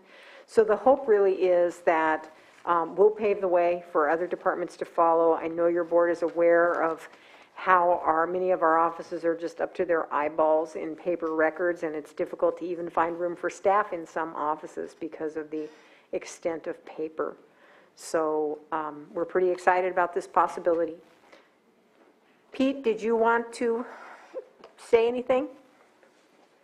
No, I just thank you for the opportunity to come before the board and offer any answers to questions you may have. What's effectively being purchased is a cloud-based system that would allow expansion to other departments as needed, as well as the ones that are targeted here for this particular number of user licenses that are being proposed. All right, Supervisor Sabatier. Yes, thank you. Not a fan of paper, so this is exciting. The fees that we are paying, I was assuming from my first reading of this that this was for the actual scanning and digitizing of our many boxes. And what is the fee for the cloud service that will continue into the future? Is that already embedded into the annual price? So together, Stephen Carter and Shane analyzed the financial component. Stephen, I see you in Zoom. Are you able to answer the supervisor's question? Sorry, I have someone in my office. Can you repeat the question? I was curious what the annual cost for the cloud-based system, once the scanning and digitizing is over, what that cost would look like. The quote that we have would be about $67,500 a year. So that is solely for the cloud system, not for continuing to scan and digitize our forms? That's only in year one? No, the $67,500 is ongoing. So year one has the scanning and everything on top, which is about $120,000. Okay, so all of the boxes that are talked about in the memo, those will be all completed in year one, and then the $67,000 is ongoing for allowing for that cloud, for our staff to access the material, and for the public portal. And to digitize Correct. everything as we go along the way as well. I mean, I heard him, but I didn't. And this has user licenses for eventually the whole county. Okay. I appreciate that, and I also appreciate the cloud-based. That way we don't have to talk about where are we storing this stuff ourselves, and how are we backing it up to ensure safety and so on. I think that makes life so much easier. My second question is, what are we doing today with the things we create? Are we going to be putting those documents as well on the portal and the cloud? That way we're not just digitizing from 1967 and just making up a date, but we're not digitizing the past towards the present, but we're also digitizing the present, so we're not continuously having to get these things digitized. What is happening today to utilize this same type of technology so that we don't, again, get more paper? well, what is happening today is that a large part of our work is done digitally now. At least the board's records are largely in Granicus. And we've slowly begun converting paper files in the administrative office to digital files. But we haven't stopped and done everything. As we come across new things, we are creating digital files. But they're just in our G drive. They're not organized in the manner that all of this will be organized for searching. And that was my reason for asking is, I'm looking for stuff that we recently passed, and I can't find it. I have to go to the specific agenda item in order to find it, and if there were changes made to it before we approved, I only see the original stuff. So for example, I'm looking for our administrative fines that we approved of last October, and I can't find that anywhere, and I'm hopeful that with this new product, if we agree with this, that we can start putting all the stuff that has been approved so that it's available both to staff and the public, because I think especially the public, it's important to be able to find those things, or else what you find is old, and then you start thinking you're reading what's current law when it's not. Exactly, and things often change a number of times before they're finalized or after they're finalized even. They're changed over and over. A document like the one you just described, I believe you'd find it in the clerk folder of the G drive. Is that right, Johanna?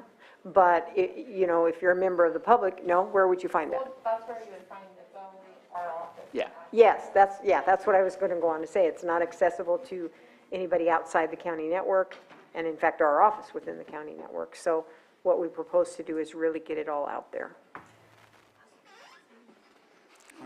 Nice. Any other comments from the board? Open it up to public input. I believe that Mr. Shane, Carter had his anything? hand up. Oh, Anything? Stephen, go ahead. Well, it's kind of irrelevant now, but what I was going to say is on an ongoing basis, we would upload into this database. And it's very easy to search and find it very quickly. And that would be on an ongoing basis from not necessarily day one, but very quickly after everything would go into there as well as our G drive, and we'd be able to find it far easier. As responding to Supervisor Spot. Thank you, Stephen. So are you able to do keyword searches on the uploaded documents? Yes. All right. If I may, the answer would be yes, you'd have the ability to OCR everything, which we would do as a part of the backfile scanning. Keyword search OCR capability is very effective on items that have a clean font handwriting would be a little sketchy because OCR may have a difficulty reading different handwriting from different individuals. As well, there will be folder structure browsing. There will also be the opportunity based on how the county directs us to index individual documents with unique metadata. So multiple ways to search as opposed to only key search or only folder browsing. Great, thank you. Thank you. So I'm not seeing anybody in the chambers that has come up. Do you see anybody on Zoom that has raised their hand? No. Not seeing anyone on Zoom? All right, I'll close public input and bring it back to the board. Just one final comment. I just obviously want to thank for the forward thinking. Yes, absolutely, getting rid of the paper. We've all walked through the, as we say, the dungeons or where the offices, everywhere where paper is. So glad that we're moving in that direction. Another just small thing but big issue coming on. You know, it's great to see that our IT department, Shane, yourself, collaboration and conversation about this. It was touched on that, you know, we don't have a bunch of different things going on here, and going forward, looking at the big picture, getting the entire county digitized, gives us an opportunity to hopefully work with one company, do that for all departments. So seems like not a big issue, but it is, because as we all came on as a board member and, you know, those types of things, really coordinating all of our departments and doing those things for the long-term future is very important. It's a small step forward, but glad to see that collaboration happening, you know, with our IT department, the ones that really have to pick up the pieces when something maybe looked good on, you know, a proposal, but didn't come into the county the way it should have. So glad to see that. So I just wanted to make that reference. I remember as a planning commissioner, they mailed me a packet and a tape to listen to. So. And a tape. Yes, luckily I still had a tape player, so. And that is part of, you know, Vision 20, you know, the long-term vision, what we have here in Lake County and where we want to go, so. All right, so with that, I think this is an action item, yep. Mr. Chair, move to approve the agreement by and between the County of Lake and ECS Imaging Incorporated for document management software and scanning, indexing, conversion, and destruction services for a 5-year term in the amount of $461,950.50, and authorize the chair to sign. Second. So I have a motion and a second. All in favor? Aye. Opposed? Motion carries. And so with that, we will close item 6.9, and thank you for the presentation. Thank you, Board. Thank you, Shane. All right. I think I heard that we'll take up 7.4, consideration of Clear Lake Oaks Roadmap Task Force Community-Driven Revitalization Action Plan. Mr. Chair, the Human Resources Director is here with hope you might do 7.2. Let's do 7. If that's possible. Yes. And we can ask the CDD Director to come down shortly thereafter, but if I may, I wanted to suggest that you might want to take up 7.2 and then also follow it with 7.7, since you probably want the HR Director present for both of those. Sounds good. And then would you like me to have the CDD Director after that? Yes. Okay. So I'll take that back and we'll go to 7.2, consideration of Board of Supervisor salaries in 12 comparison counties. And I'll turn this over to CAO Hutchinson. Thank you, Mr. Chair. I'm going to introduce this item, and then HR Director Samek is going to review with you the actual salary information that she obtained from the 12 comparison counties. As you know, from the time you implemented the first round of the 2019 class and compensation study, you froze Board of Supervisor salaries, so no adjustment was given at the time the study implementation occurred. And so the salary is presently frozen at $63,714 per year, and then there's an additional compensation amount for the chair, an extra $2,400. And so before Pam gives you the details on what the other counties, how the other counties pay supervisors, I just wanted to put in perspective what that $63,714 means in comparison to what you're paying the rest of your workforce. So at present, at that level, there are only 2 different classifications out of 91 that are in the management resolution that are paid less than that amount. So in other words, the vast majority of management employees earn more than what is the base Board of Supervisors salary, given that it's frozen at that level. And then there are a lot of employees in our other units that are more comparable to that.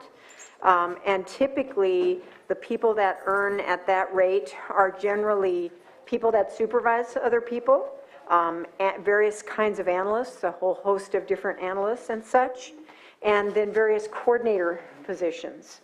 And so we felt that this discussion would be timely to have, given that your board are the leaders of our county, and you have a very different role than staff, and every county job and employee in it is of great value, but it certainly would appear that the compensation is a bit off as it is presently frozen. So I will turn it over to the director to give you the details on what she learned from the other counties. So what I did, I went to each county code and looked up how they paid the Board of Supervisors as noted here on the salary sheet, where they referenced elected officials or a percentage. I went to the state controller's report to verify the information. I used 2020 data, which is close to the 2019 data we used for employees. So trying to be fair and consistent in how we applied our practices, that's how I did that. And then noted other benefits and noted where the chair is paid a little bit more or based on a percentage. And so if we went back to the method of 60% of elected, then your salary would change from $63,714 to $85,855.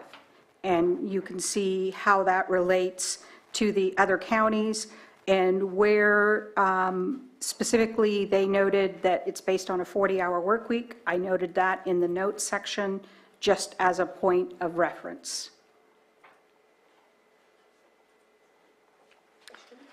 Any questions? So generally, as you can see, the salaries are kind of all over the place. It doesn't look like there's a tremendous amount of consistency in what boards of supervisors members are paid in the other counties. It would appear that in some counties, the pay may be based on the expectation that board members only work Tuesdays. And there may have been a time in the past when there was truth to that, but I don't see that happening now. I know the long hours your board members work. And again, as Pam noted, a few of these comparison counties, perhaps others that we didn't look at, base compensation on a percent of the Superior Court judge salaries. And if you look at the other attachment to your packet, if you wanted to look at something like that, it's highlighted in the yellow if you selected a percentage, what it would look like. And so we don't have any kind of action before you today, but we're seeking your direction if you have any on what you would like us to prepare. In addition, as noted, a lot of the other counties also have an auto allowance in addition to the pay that's noted here. An auto meaning like mileage or something like that? Mileage or a stipend. A monthly vehicle allowance. And because I remember at one time we had decided to not even entertain that. I think it's still there, we just don't use it. Yeah. Yeah, nobody has submitted a mileage claim in several years. Right. So I've just noted that because I remember it being specified in one of our meetings that, so just highlighting that. Any comments from the board or questions? Supervisor Sabatier? I wanted to speak on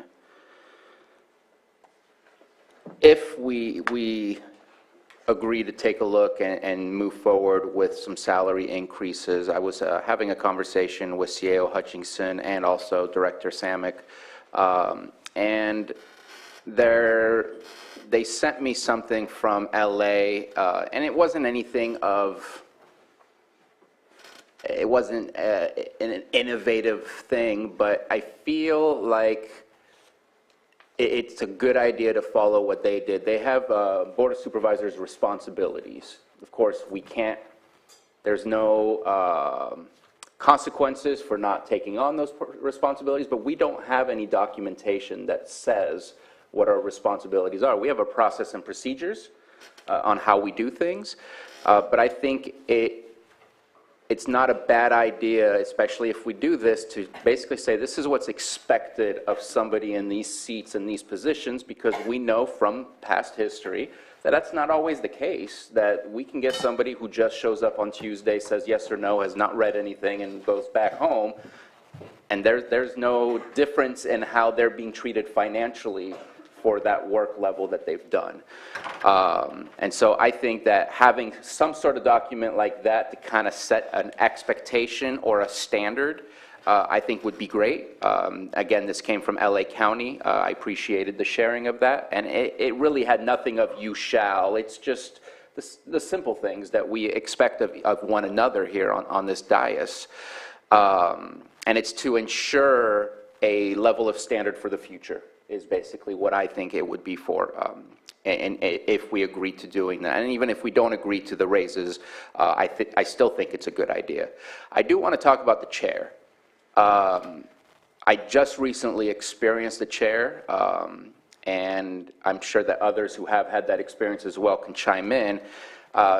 You get treated like you are kind of like people from every district will reach out. No, you're the chair, you can do this. And so you get a lot more phone calls, you get a lot more emails, you get a lot more interactions. And when it comes to working with our CAO and dealing with small things or big things or working on the agenda and whatnot, it requires more hours of the day to be able to deal with some of the things that come up. Some things are simple, some things are more complex, but you're involved in a lot more strategic conversation in order to be able to understand how we bring things here to the board, or how you deal with circumstances that presented themselves. And I think that 2,400 is not adequate for the job that is expected of from a person in the chair position. And I feel comfortable saying that, since I am the furthest person from being the next chair. And I know that in my experience, while I appreciated being the chair, it was an honor. I think that 2,400, I'd be looking at possibly double. Thank you for that. One of the things I'd like to add before I open it up to public input is that I do appreciate one of the statements made before by County Council and even on this agenda, talking about attaching it to judge salaries and a percentage of that. And the reason I say that is, once we do that, now anyone that takes our positions don't have to go before voting on this. It's so controversial. It's so, it brings a lot of just negative attention for someone to vote on their own salary. And so for me, I'm all about ending that type of thing and focusing on the problems.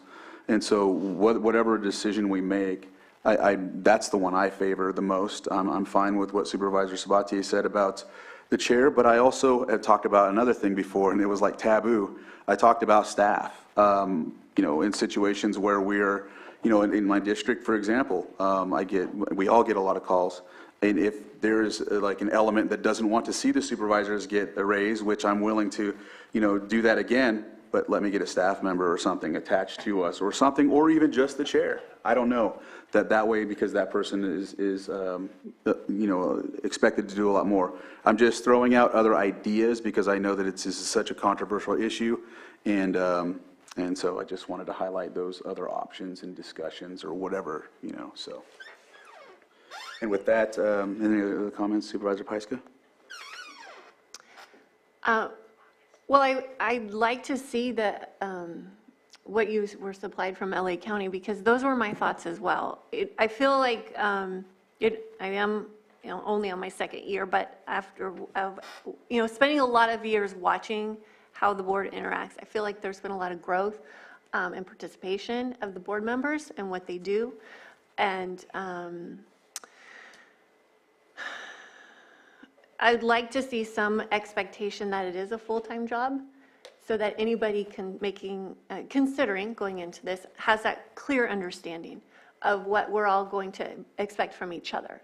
Because if we have one person not carrying that load, then it falls on the other of us, and that's not fair either. So we have committees, we have commitments.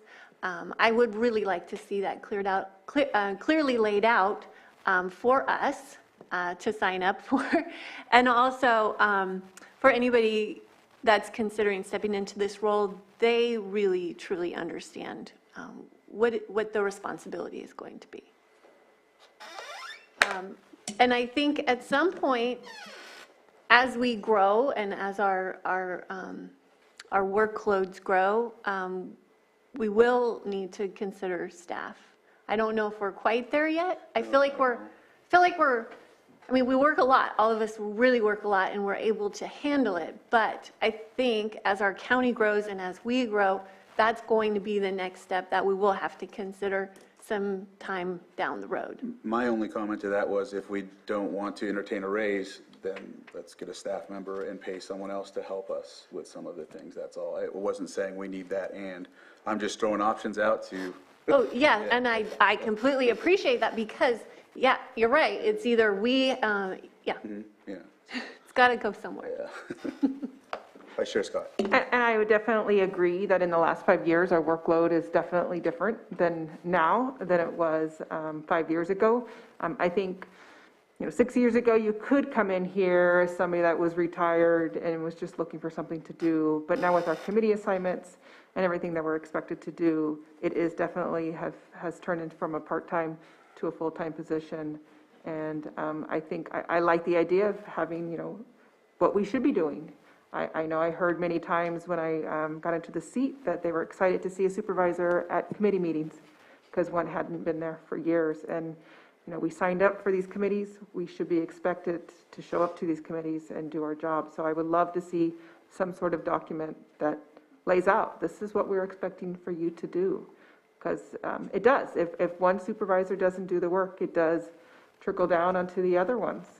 If one supervisor is not answering their phone, they're going to reach out to another supervisor to try to get their questions answered. So I really would like to see that. And the raises, I would like to see that also. In my position now, I've been trying to find somebody that would fill my position, willing to step in.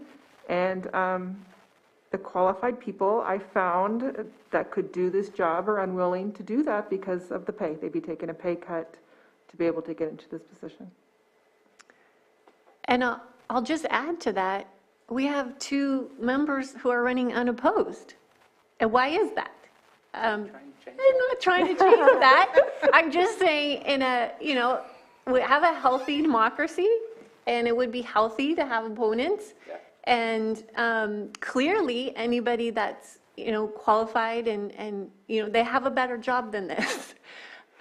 So it's difficult. I think that says something. Yeah. Supervisor Simon? And then, So, heard a lot of the comments and completely agree. I do like Supervisor Kranz, like he was saying, that if we're going to do something or look at something, that it be tied to the judges' salaries as you move forward, then it's kind of set going forward, coming in, what we're going to be looking at as you do that. Obviously, preparing people for this job is a challenge because nobody saw a pandemic coming. I knew I was running for office, disasters, natural disasters, where we need to go, support changes for our employees here in the county. But the disaster was something that was unbelievable, and I was lucky enough to be the chair when all that happened.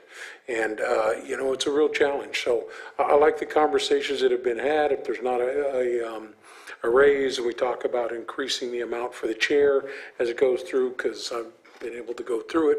Like I said, in the world, a pandemic that the world had never seen. So challenges definitely come along that you don't see. So be willing to look at it at this point, though. But had my conversation when we did the budgets and stuff last year that, for me personally, I can't talk about someone else who wants to run for this office or when I'm not here. But you're definitely going to have to look at that. When we look at recruitment strategies where people want to do something, you got to be able to take care of your family completely to really fully commit. So. Yeah, I agree. we'll see more conversations to be had. Appreciate the information. But at this point, I'm not pushing for a raise, obviously, just the conversation. And as far as something from LA or a setup for someone to look at when they come into the office, which would be great. Like I said, when I came in, there was, hey, you're on all these committees. Well, when do they meet? Well, we don't know. Okay, well, great. You know, so all these things, you tell us once you go. So, you know, it is, yeah, I think all those guidelines are good. But ultimately, every 4 years, the voters get to say, yeah, you're doing a good job or you're not doing a good job. And, you know, it's a great part about what we do. So either you do your job or you won't be here. It's that simple. CEO Hutchinson and then Yeah, Supervisor just real Sabatier. quickly, the two supervisors on this end of the dais mentioned that they'd like to see the LA County example that I found, and there are other examples. If you do a search of Board of Supervisors responsibilities in California, you will find more along these lines than just LA counties, but this is it that I did a share screen with that illustrates for you what LA County has written up. They're a charter county, so if you were going to have something like this, it might be a little bit different than this, but it basically outlines what you do. I don't believe counties generally have job descriptions for boards of supervisors. They, you know, pretty much cite what the code says about your duties. So that's what it is, what LA County had. It just seemed like a good example as a starting point. Supervisor Sabatier?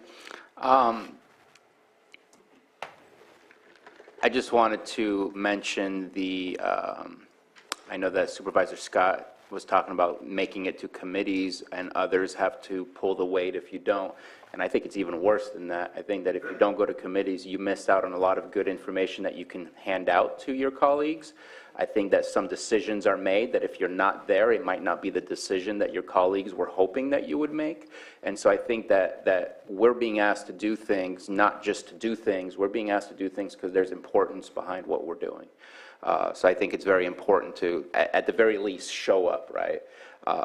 So I think those are the types of things that I would love to see just written down, just why what we're asking you to do is important and why you need to do it well. I know that for me, this is not something that today I want to push for any specific thing, but I do agree with the judges being connected. I know that in the past it was connected to other elected officials, but yet we control what our elected officials get paid. And so if we give them a raise, then we would automatically be getting a raise too. And so I think that's the wrong connection to make.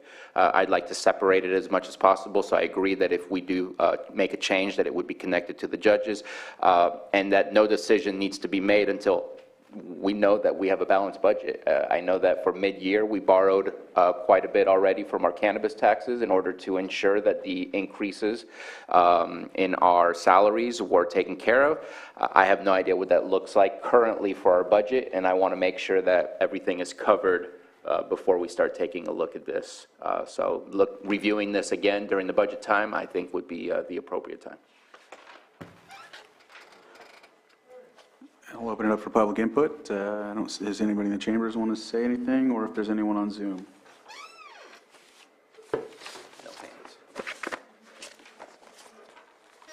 All right, and so I'll bring it back to the board, and I think it's just direction, right? Providing direction, because it's just discussion. Just discussion. Yeah, right. And so with that, thank you for the presentation, thank you for the discussion, and Ms. Grant, is there anything I missed? No, we're good? All right, thank you again. All right. And so with that, we'll move on to 7.7. We were hoping, yes, for 7.7, yes, correct. Yeah. Consideration of resolution reestablishing the Human Resources Department as a standalone department, and this is Supervisor Sabatier. Thank you very much. So this is something that I've had discussions with our CAO for, I'd say at minimum, 2 years, off and on random. And I think there was a good purpose behind the move to make HR be under our administrative office in 2018. We know the history that it took months to even start flying a position. I'll let Director Samick say the exact time frame we have now, but that is not the case that directors are seeing that kind of length of time before a position is being flown. That's been resolved. I know that there was a lot of work that was being done and already discussed at that point when HR was moved to the CAO office about the CPS HR working with us to look at the class and compensation. And that was a heavy lift, which I think needed to have that extra support and resource of the CAO office. That has been completed and that has been done. Granted, not done forever, but that part of that process has been done and accomplished. Right now, we have a new beginning that's going to start when we have our permanent CAO. And in our permanent CAO, we're not going to have the discussion today, but we haven't necessarily discussed on what the focus of that CAO will be. And I would like to see, I believe that human resources can be a standalone department with the staffing that's there. I believe that they have shown that they're capable to do the work that they need to do. And historically, as it states in my recitals in the resolution I drafted, I did a little bit of research and I went back maybe as far as 1980. Historically, HR department has been its own separate entity and has only been brought back to the CAO office in order to resolve either the loss of staff or having to fix some of the things that we were seeing that needed to be resolved. I think we're in a good place. I would love to see that bandwidth that human resources can potentially take from a CAO's office, put alone in a standalone department so that we make sure that our CAO, our permanent CAO has the ability to focus on things like housing, economic development, and other things to really move the dial here in Lake County. And as you see in the resolution, I'm not looking for any changes at all for HR other than splitting it back out to be a standalone department, and wanted to bring the discussion here, drafted the resolution so that something would be prepared in case action was taken today. And of course, it says on there as of 4/27, again, I just put in a date. That date can be July 1st, that date can be May 1st, that date can be when we get a new permanent. That's up to the discussion of the board, but obviously what I'm suggesting is what's written as is today to see how the board feels about making that change. Any comments from the board? Or actually, Pam, I'll let you go ahead and if you wanted to add anything. Well, obviously, I serve at the pleasure of the board. I'm here as a support mechanism and a business partner to the board and to the department, so I'll take my direction from you. The relationship with the CAO and reporting to Carol has worked really well. There's been a lot of great synergy, training, mentorship that I received being a part of her team. So I have appreciated the way it has been, and I think it's working well. But again, I'll take direction. I can work in either capacity. But being a part of the CAO's office has brought a lot of synergy and experience, and I got a lot of training about how the county operates by being a part of her staff. Thank you, Pam. Supervisor Simon? Just any question, if we move you out of the CAO under admin, is there any positions that you see maybe needed, any added fiscal positions or anything like that to be brought under your department or direction? They are currently doing my fiscal so that we could focus on recruiting, training, and HR-related activities. COVID was a huge component. So they're probably doing about 20 to 30 hours. Yes, it was Stephen's estimate that HR would need approximately a 50% time accountant to support your accounting functions.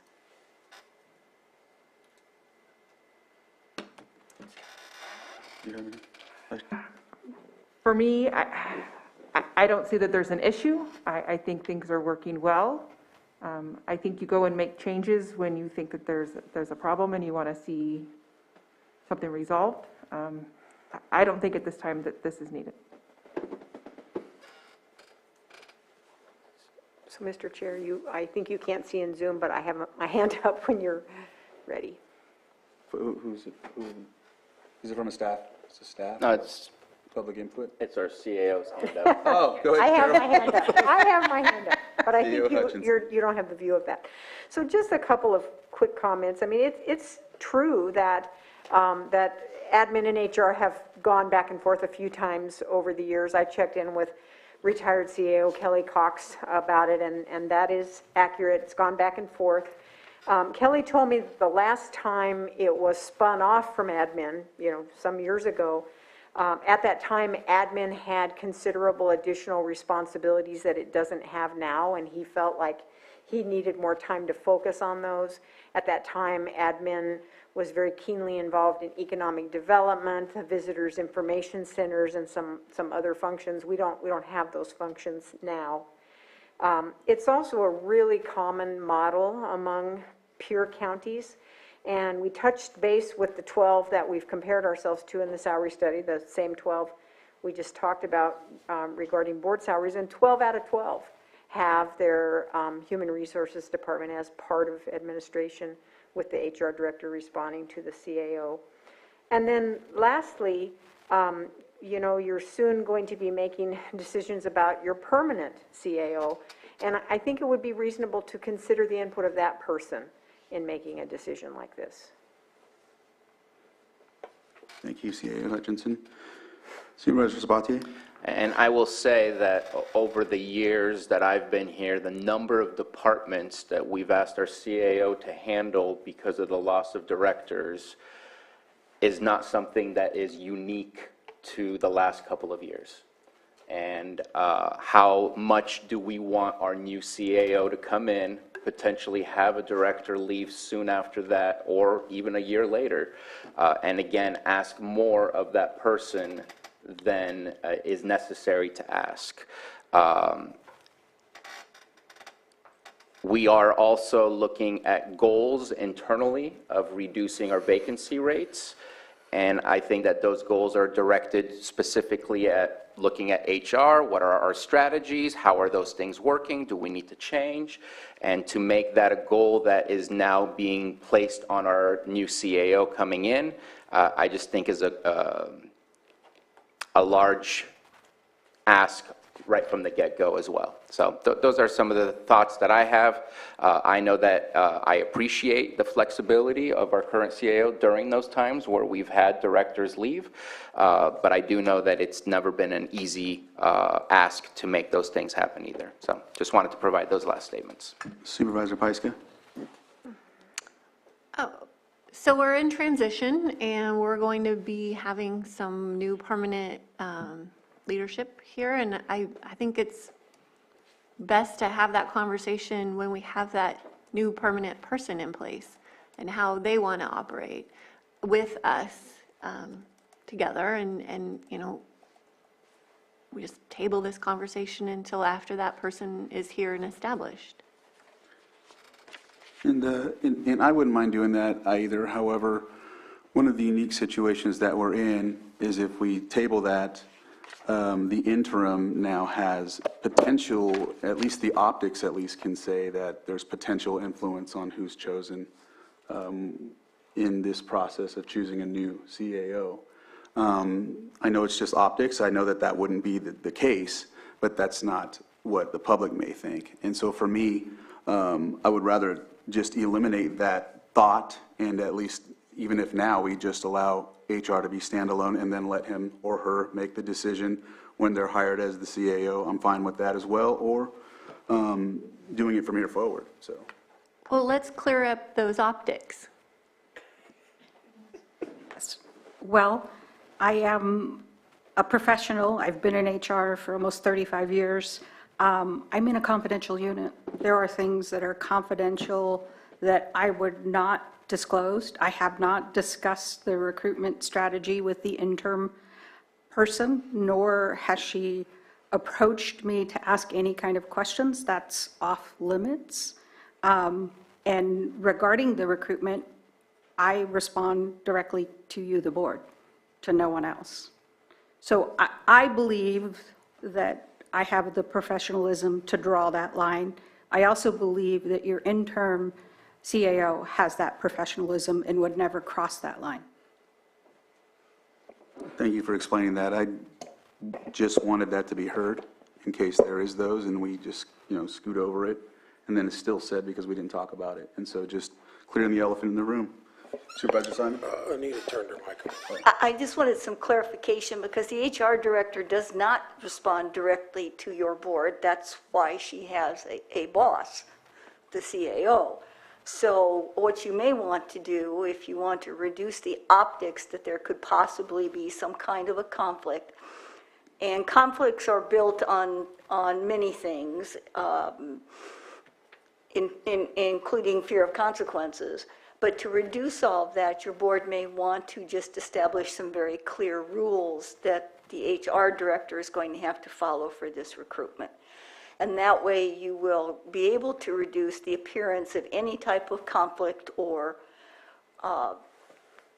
compromise situation. And just establishing those very clear rules, and your board can certainly give them, may obviate any issues that members of the public might have. So to also further clarify, I think what Pam meant by her comment reporting to the board, I too have distanced myself from this recruitment because it has no bearing on me and my departure. And as soon as you gave direction to HR to conduct an initial round of recruitment, I made it very clear to Pam that I was not going to have any part in this recruitment. But recently, there was a development in the recruitment, and we discussed that Pam should reach out directly to the chair and talk to the chair about the next steps he would like to have happen with that development. So I think that's what you meant. Is that right, Pam? Yes. Yes. Thank you. Yeah, I would agree with the conversation of, waiting for the next CAO. I agree with Anita also setting up some clear guidelines, because of perception, just like we do here on the board. Recusing yourself from things just makes it clarity and gives the public the focus that, hey, all right, they're doing the right thing here. And I know I've recused myself from conversations, and, anytime something like that wants to happen, you want to do those things. And I have confidence that in our human resource director at this point, Pam, and our interim CAO, who's probably going to be here whether she gets a job or not for a long time, that, those ethics will be followed. So I don't know if we could do that in this conversation, Anita, or it needs to be another agenda item as we move forward. But my thoughts are we could wait until we get our new CAO appointed. Oh, well, certainly. As far as the issue, as far as the recruitment and the optics and the appearance of, and appearance obviously doesn't mean actual conflict, it just means appearance of. But as you all have had to deal with when you've recused yourself, sometimes appearance of is a little bit more pernicious than the actual conflict might be, so you react to it. I think what you could do is just ask the HR director to come back to you with some just basic requirements I'm sure she's probably already putting into play, and that way the public and your board will have an opportunity to see that there are appropriate buffers in place to guard against any type of conflict or favoritism or anything else, that it's just going to be just any other recruitment. And just one final, I've been on the board where it's operated both ways, so I don't lean one way or the other. I think the new CAO coming in, I agree with the focusing on what they're going to have to do, because it's going to be drinking from a fire hose. Even our interim CAO right now, as we know, and what we're going through. So I just want to make that clear that it can work both ways. I think we have a long-term professional that's in that department. So if we put her alone, she's already said, hey, I'll work under the direction of the board. So I think that conversation can just wait a little bit. But if the board decides differently on that today, or it takes a vote, then we'll all throw her hat in the ring, figure out which way we're going. Go ahead, Supervisor. Do we have consensus to come back with what Anita was offering? Yes. That Director Samick, I'd like to add something and see if there's consensus. I'd like to know, add to that conversation on what are we looking for? I know that. In the next CAO. Yes. Yes. Because we had that conversation for the PHO, and it's kind of been a bit of a confusion for me as to why we haven't had that conversation for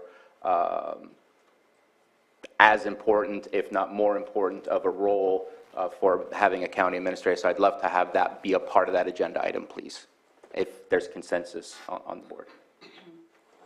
Yeah. And not like what we're looking for in personality, but like what would we like them to focus on and work on, like what's the strengths? Fine with that? Yeah. All right. Thank you. And so I I haven't think had, you watched a video from earlier, some of the strengths that were already mentioned during the proclamation. right. All right, so I haven't opened it up to public input yet, so I'll go ahead and do so. Is there anyone on Zoom? Not seeing any. And so we'll bring it back and close this item, and I think you have, consensus of what we would like to see when bringing back the items that we discussed.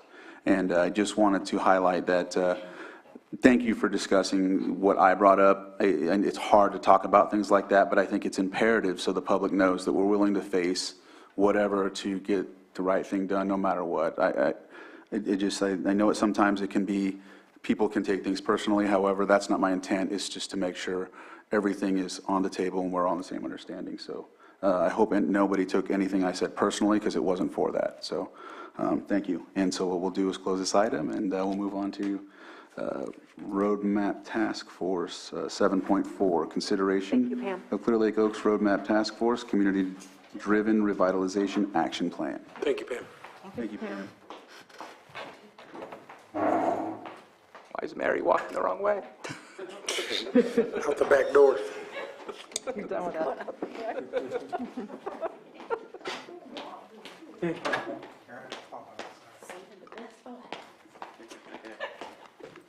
No, this Not isn't the quite last, thing. not We're quite gonna be here last. forever. Like the song that never ends. Oh, yeah. I hope 4 o'clock.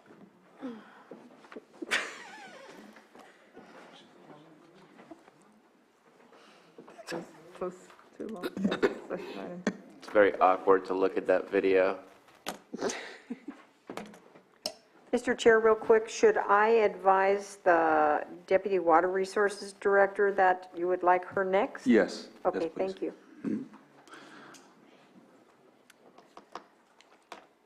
All right, we're ready when you are, Director Darby. She's already on Zoom.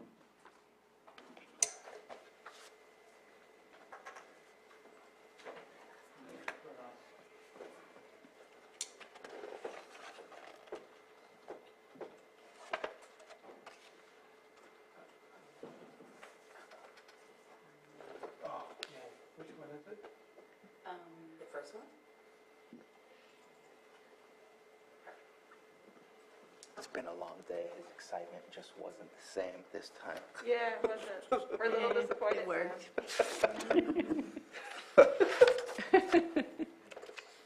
He's ignoring us. He's trying really, really hard.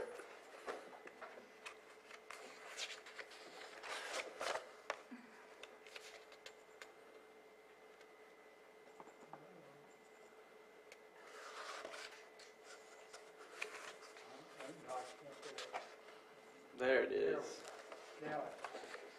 No face.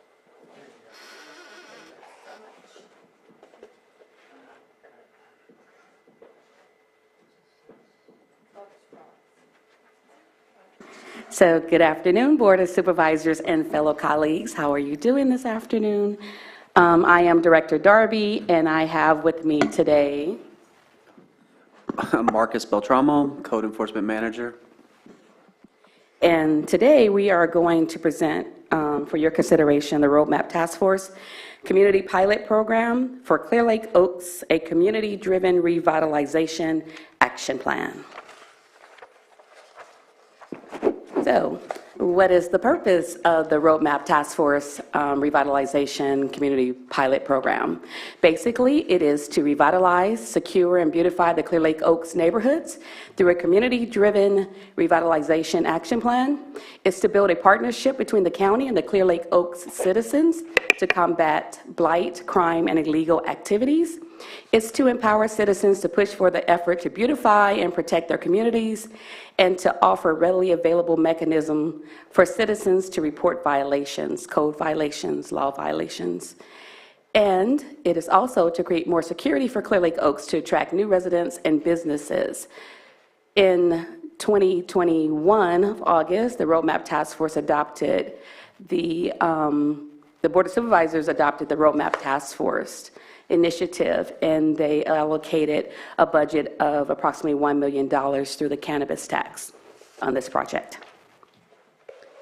So who are our partners for the Roadmap Task Force? So for the successful initiative of the Roadmap Task Force, a partnership was formed between the Lake County Board of Supervisors, the Law Enforcement Department, the Community Development Department, in particular the Code Enforcement Division, Animal Control Department, the District Attorney's Office, and the East Region Town Hall, Municipal Advisory Council, better known as EARTH. So what is the vision of the Roadmap Task Force Community Pilot Program? The vision is to revitalize the Clear Lake Oaks community through safety and beautification efforts, and the mission is to empower citizens to spearhead the safety and beautification efforts through the code enforcement complaint line that currently exists. There are goals associated with this particular task force, and the goals are to identify and maximize available resources to reduce crime and blight, promote public safety, and enhance community beautification. In order to do so, the Roadmap Task Force, it would initiate this through 2 phases. Phase 1 would focus on safety, and phase 2 will later come back and focus on beautification of the Clear Lake Oaks community.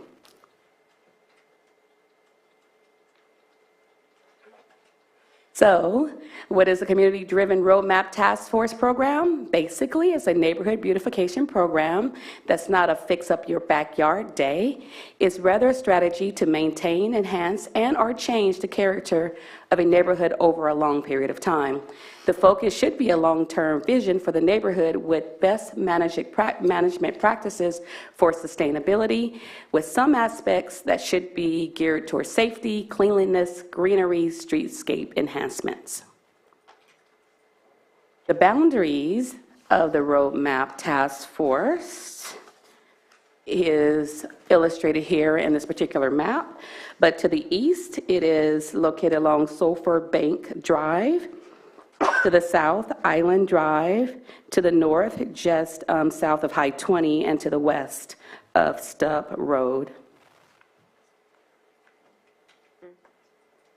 Timeline for the Roadmap Task Force that is being proposed is a 3-year program. In year 2021, the scope of the pilot program study area was identified, and partnerships were formed, and also a digital database began to be initiated of the 2,000 properties that are located within the Clear Lake Oaks proper.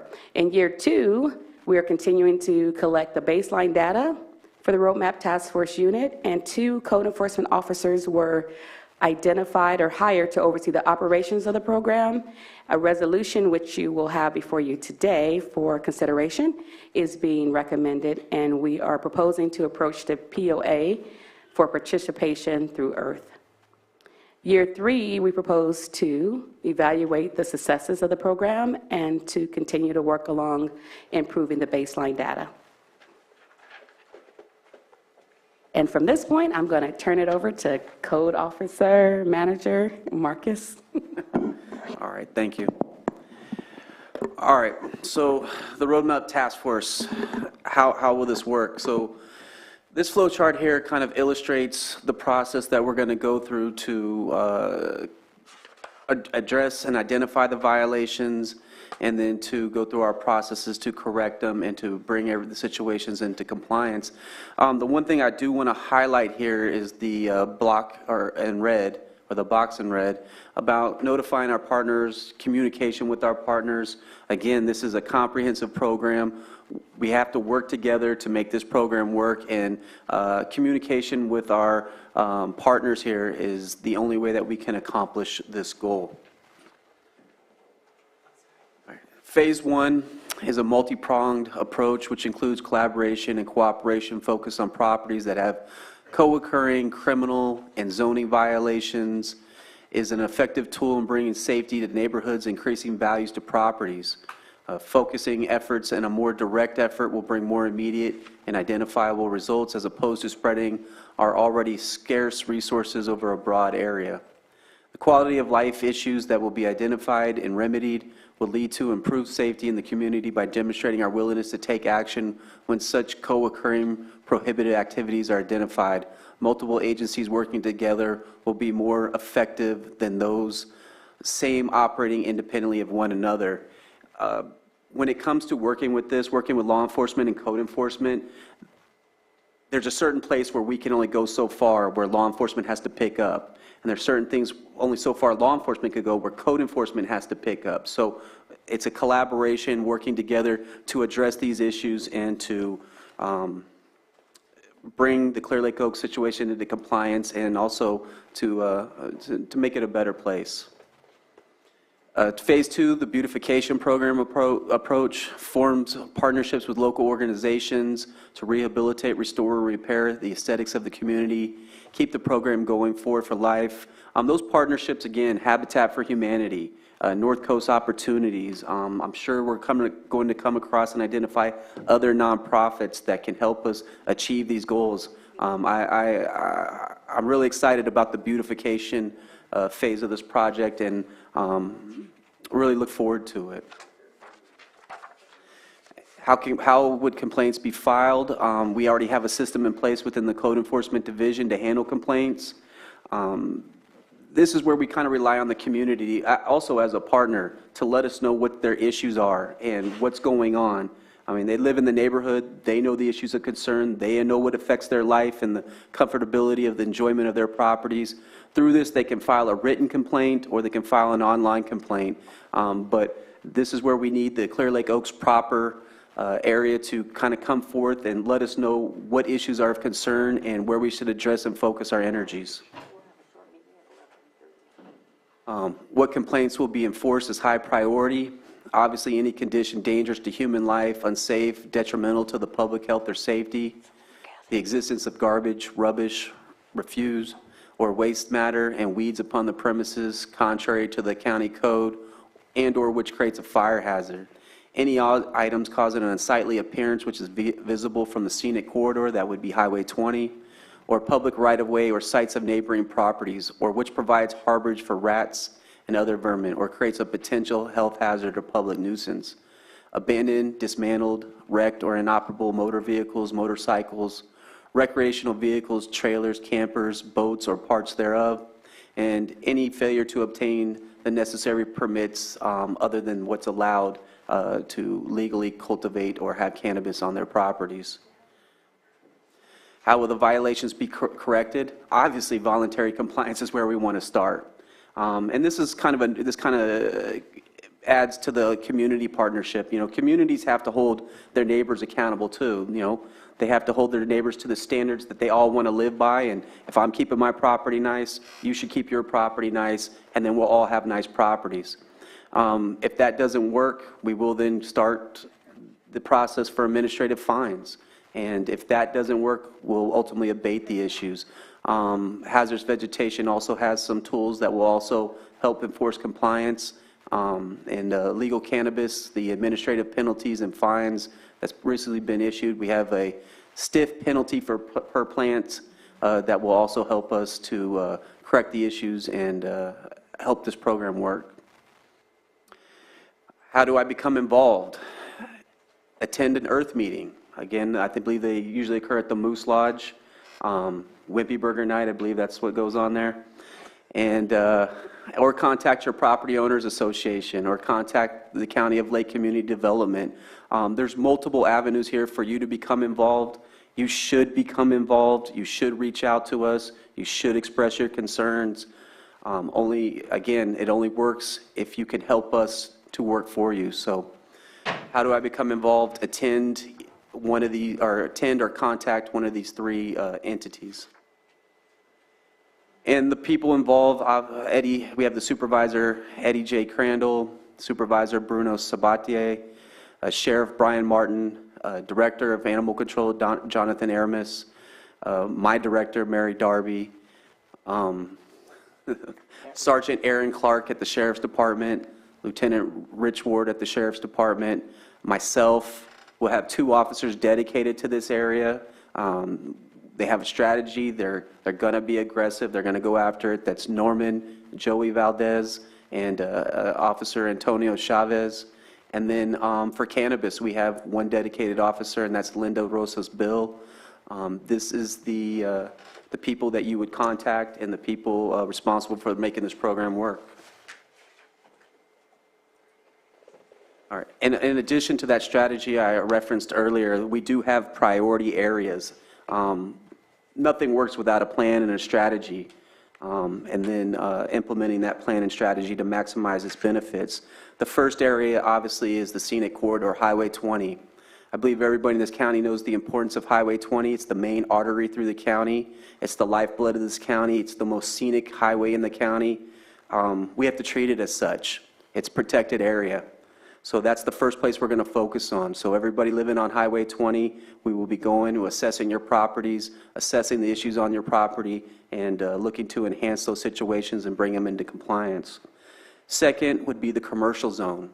This kind of runs hand in hand with Highway 20. The main commercial zones in that area are located on Highway 20. I think Bruno, our Supervisor Sabate, has made a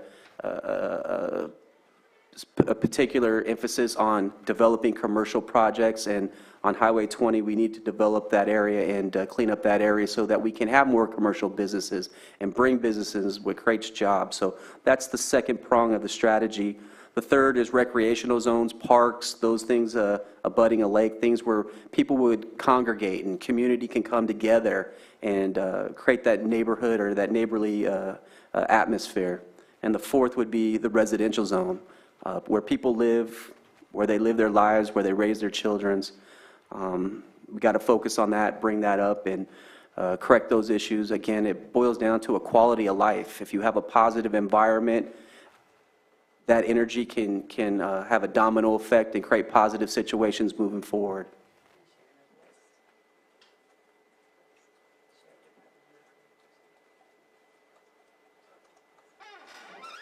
So thank you, Manager Marcus. I just wanted to say also that currently the Community Development Department Code Enforcement Division is sharing their list of complaints with the Sheriff Department. We have approximately 156 complaints in the Clear Lakes Oaks proper area, and the Sheriff Department has approximately 25.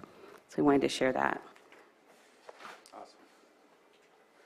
So why are we here before you today? So we are proposing that you consider, review, and approve a resolution so we can implement the Roadmap Task Force Community Pilot Program and begin to outreach to the POAs in the community to actually start to implement this program. And that would conclude our presentation, unless you have any questions. Vice Chair Scott? Just want to thank you for this presentation. This is very exciting. I wish we were starting in my area, but we have to start somewhere, so I'm excited for this. My question was going to be, how are we reaching that community to get those complaints? But hearing that you have 156 complaints already from that community, I assume we're doing already a really good job reaching out, letting that community know that this is what we're doing there. What have we done other than going to the town halls to let that community know what exactly is happening in that area? So that list is actually kind of is retroactive in a sense. So it's compiled of current issues and past issues. A lot of the past issues have not been resolved and brought up to the standards that are expected. So we felt that we would address all those issues, and that's what that part of that list is comprised of. But how this is going to work is it's going to spread. As we get more involved, have more presence and higher visibility in the area, hopefully word of mouth will spread around. We're talking to the property owners associations. We're having town hall meetings. Supervisor Crandall's getting the word out there. The more that code enforcement is out there, the more that law enforcement is seen out there. It's a small community, and small communities talk. And once they see us out there doing something, hopefully that'll have an energy and kind of move forward. I believe through this presentation also, hopefully this is the unveiling. Hopefully we get the support and approval, and hopefully the people in the community will start talking about this, and they will know something will happen and something will be happening shortly. Well, I really appreciate all this work, and I think you're right, just the visibility. Criminals don't want to be seen, so if the more we're out there being visible, maybe they'll move on, hopefully, to another county. Supervisor Sabatier? So I wanted to say a few things. Number one, we sat down with Director Darby and Sheriff Martin, Supervisor Crandall, and myself. We wanted to hash out what's our plan, because we have a limited amount of time, a limited amount of money. We need to make sure that we strategically walk through this and make sure we come out with results. What was amazing was that Director Darby has had a similar type of project, I believe, back in Georgia. And so she brought how to get the community involved in this project. So our sheriff will be doing what our sheriff needs to do. Code enforcement will be doing what code enforcement needs to do. And if we can get and generate some participation from the public to clean their own place up, to pick up trash as they're walking around in their neighborhood, to help us to beautify and identify the areas that need our attention, that's when we're going to be able to win and make those long-term changes. There was a list of all of the folks that are participating. I just want to make sure and clarify that only 4 of those are coming out of that $1 million budget. The rest are just other participants. That $1 million budget allowed us to hire 2 code enforcement officers and 2 deputies to be able to work with us on this. But what I see this as being, when we started the conversation about what's the action plan, there was never in my mind a thought of it's coming back as a resolution. But what I see this resolution as being is the same thing that we just did earlier. It holds fire to our feet by telling the public this is what we plan to do, and now that we've approved it, we better do it.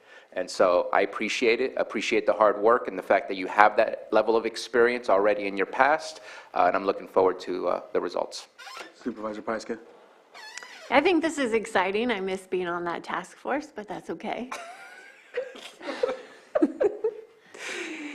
I'm wondering if you're doing any like local community campaign, like a sign or something. We did that in the Rivieras when there was a cleanup of lots. There would be a sign put out, or we do that for broom buster events. If somebody has cleaned up their yard, they get a broom buster award and they can stick it in their yard. And it just kind of brings a little bit more pride. It can have a fun logo, something easy, and it's not expensive, but it gets kind of everybody energized and wanting to participate and do a little bit more. I think that's a great idea, and I'm totally up for it. So if the board approves it and the community, so our next step, if the board approves this resolution, then our next step is to actually work with the community. So we don't want to dictate to them. We really want it to be a community-driven initiative. And so I'm looking forward to being out there with my boots on the ground and being in the community. So. Awesome. So thanks. Yep. A little banner here and there, like, we're in this together. Supervisor Spotty? And I forgot to mention one thing. What I love the way that Director Darby kind of went about building this plan for us today is this is a pilot program with the anticipation of moving it to another community. It wasn't focused specifically about how to deal with Clear Lake Oaks. It was really focused on what does a plan, no matter where we put it, look like. And I appreciated that because that is the idea and the concept. That's why it's important for us to be successful in what we're going to do. All right. Supervisor Simon? Yeah, glad to see this today and have the conversation, but I did, in your guys' conversations as you're looking at the plan going forward, was it ever considered to bring in public health or behavioral health because all we're talking about here is cleaning up the properties and dealing with that. If we're looking at a sustaining community revitalization, there are going to be folks in there that may need more services. There may be a homeowner that just, can't deal with cleaning the yard and doing things, but a homeowner.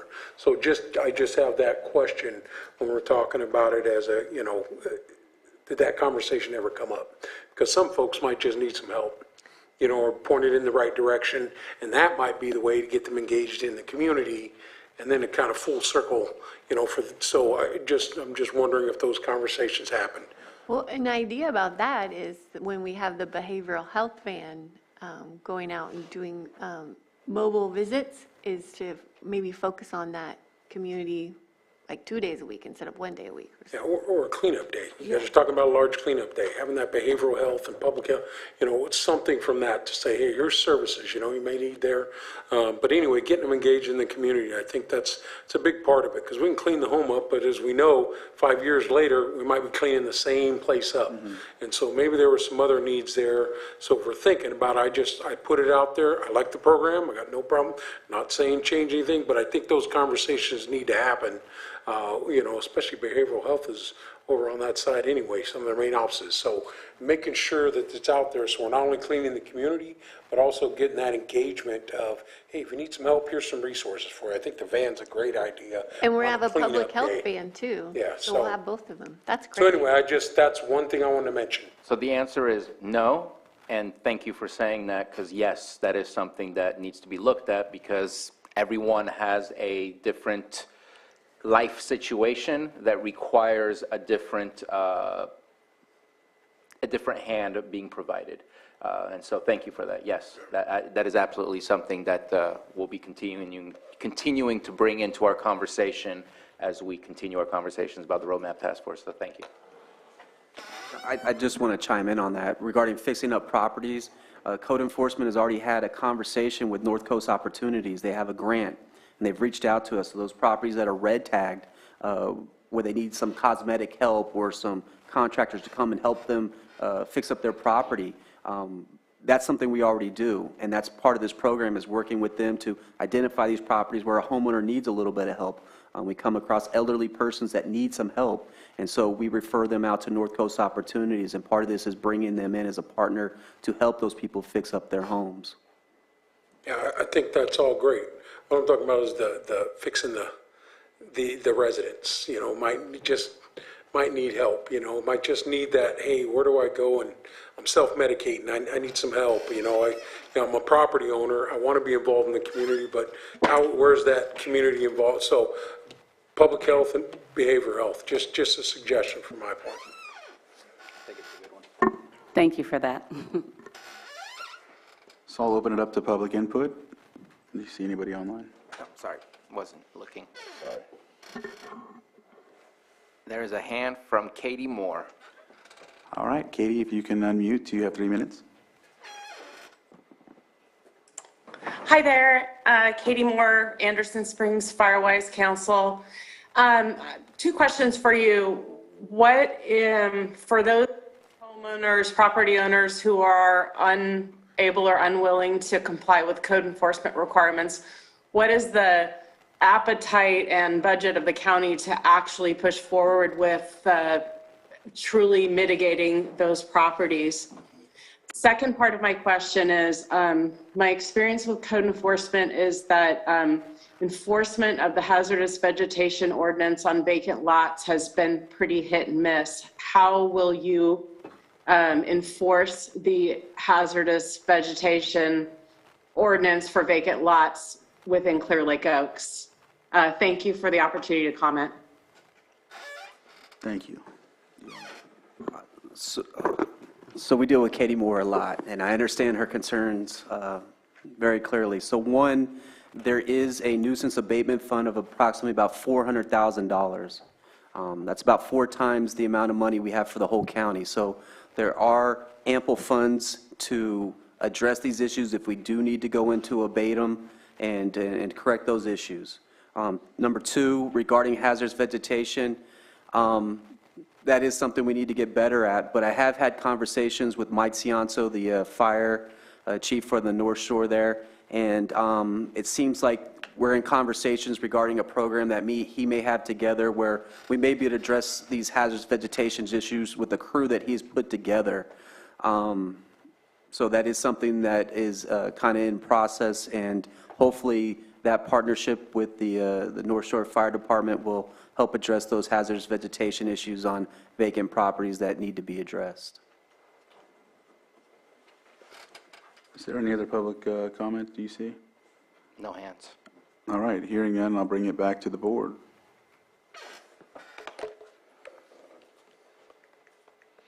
Mr. Chair, I move to approve the roadmap task. I offer the resolution. Thank you. Resolution has been offered. Johanna? Maybe it helps sometimes. Supervisor Simon? Yes. Supervisor Sabatier? Aye. Supervisor Scott? Aye. Supervisor Pyska? Yes. And Supervisor Crandall? Aye. Thank you. Thank you, and thank you for the presentation. Thank you for the work you've done on this. We appreciate it, and we look forward to seeing that work out, and then, of course, going around the whole county so we can eventually have a robust task force for every area. Yeah. Thank you. Thank you. With that, we will move to item 7.6, presentation and discussion on proposed routes to ensure compliance with Senate Bill 552, and B, identify and authorize the most viable route as recommended for Lake County's compliance with Senate Bill 552. This will be presented by Water Resources, and it looks like we have Deputy Director Delajan here, and she will report or present. So with that, I will give the floor to her once she gets situated. So.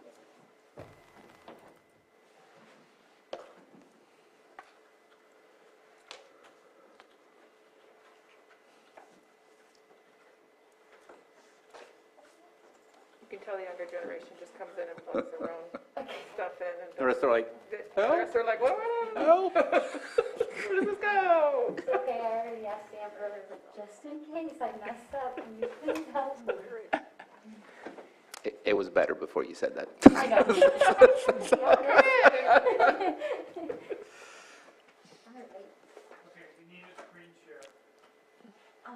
Oh, okay. Yes, please. I need a break. It's so close. So close. I can't be perfect all the time.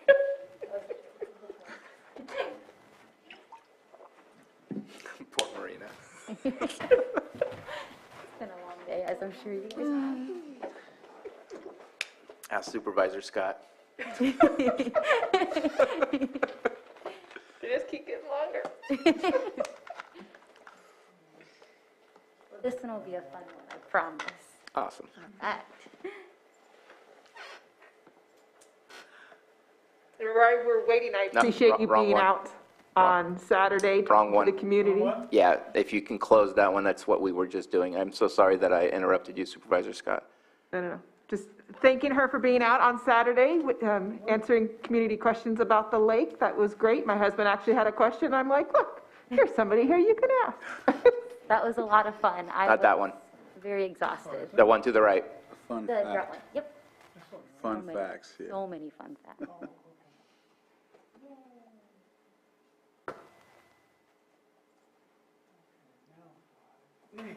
Great, thank you so much, Sam. I appreciate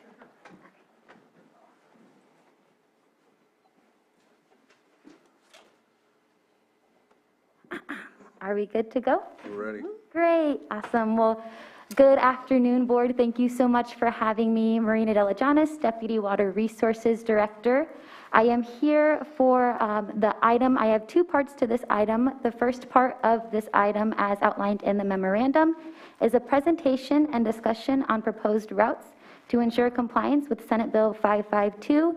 And the latter part of this presentation and discussion will be identification and authorization of the most viable route as recommended for Lake County's compliance with SB 552. And at any point, I definitely welcome the expertise and guidance from our CAO and our county council. And then I will take any questions after the presentation. All right, so today's talking points, again, I will be doing an overview of SB 552. Again, I will not be reading the entire Senate bill, but I do have a link to this, and the link is outlined in the memorandum. I will be highlighting the requirements as SB 552. I will propose a recommendation for our SB 552 compliance. Anticipated hurdles, because it can't all be rainbows and butterflies, of course, so anticipated hurdles in terms of our compliance with SB 552. And of course, we have to have a saving grace, right? So I will have anticipated resources that we will be able to utilize to comply with SB 552, and then proposing a rough timeline or an outline of next steps. So, 1 second, I apologize. All right, so Senate bill referred to as SB 552 was passed and signed by Gavin Newsom in September of 2021. SB 552 outlines that state and local governments will share the responsibility in preparing and acting in the case of water shortage events. These new requirements are expected to improve the ability of Californians to manage future droughts and help prevent catastrophic impacts on drinking water for communities vulnerable to impacts of climate change. The bill outlines the new requirements for small water suppliers, county governments, California Department of Water Resources, and the State Water Resources Control Board to implement more proactive drought planning and be better prepared for future water shortage events or dry years. Here is a high-level framework of the requirements. So SB 552 outlines requirements, again, for the state. When I refer to the state, I am talking about the California Department of Water Resources and the State Water Resources Control Board, local governments, counties such as ours, and then small water suppliers. So starting at the top of the pyramid here, what SB 552 will require of the state is would require the departments to take specified actions to support implementation of the recommendations from the County Drought Advisory Group. So with this, they will have a standing interagency drought task force, which they have had over the past year, and we have a representative who we communicate with directly and on a routine basis from the standing drought task force. And they will also help with the planning and coordination of pre- and post-drought emergency response. In terms of the county, this bill would require a county to establish a standing county drought and water shortage task force to facilitate drought and water shortage preparedness for state small water systems and domestic wells within the county's jurisdiction as provided. The bill would authorize a county, in lieu of establishing a standing task force, to establish an alternative process that facilitates drought and water shortage preparedness for state small water systems and domestic wells within the county's jurisdiction as provided. So with this, we can take one or two routes. One, we can establish a standing drought task force and prepare a comprehensive drought plan that talks about short-term and long-term planning, pre- and post-drought impacts, or we can decide on an alternative process ourselves, which is relatively in flux, and that will be us here at the local level to develop, run by the state, and see if they give us a thumbs up for that. In terms of small water suppliers, so this bill would require small water suppliers as defined serving 1,000 to 2,999 service connections, inclusive and non-transient, non-community water systems that are schools, no later than July 1st, 2023, to develop and maintain an abridged water shortage contingency plan that includes specified drought planning elements. This bill would require a small water supplier serving fewer than 1,000 service connections to add drought planning elements to its emergency notification or response plan and submit a plan to the state board. This plan or this bill also requires that these water suppliers provide annual reporting on water supply and any infrastructure upgrades if necessary. As we are all aware, the state has had some drought emergency funds, which a lot of our water purveyors around the county have utilized in terms of doing any sort of extensions of their water intake pipes or extra wattage storage facilities. Also, a lot of our water purveyors have already been working on their water contingency plan and coordinating with the state for assistance on that. So my recommendation, I do apologize, this one is very wordy, but it is outlined in the memo as well.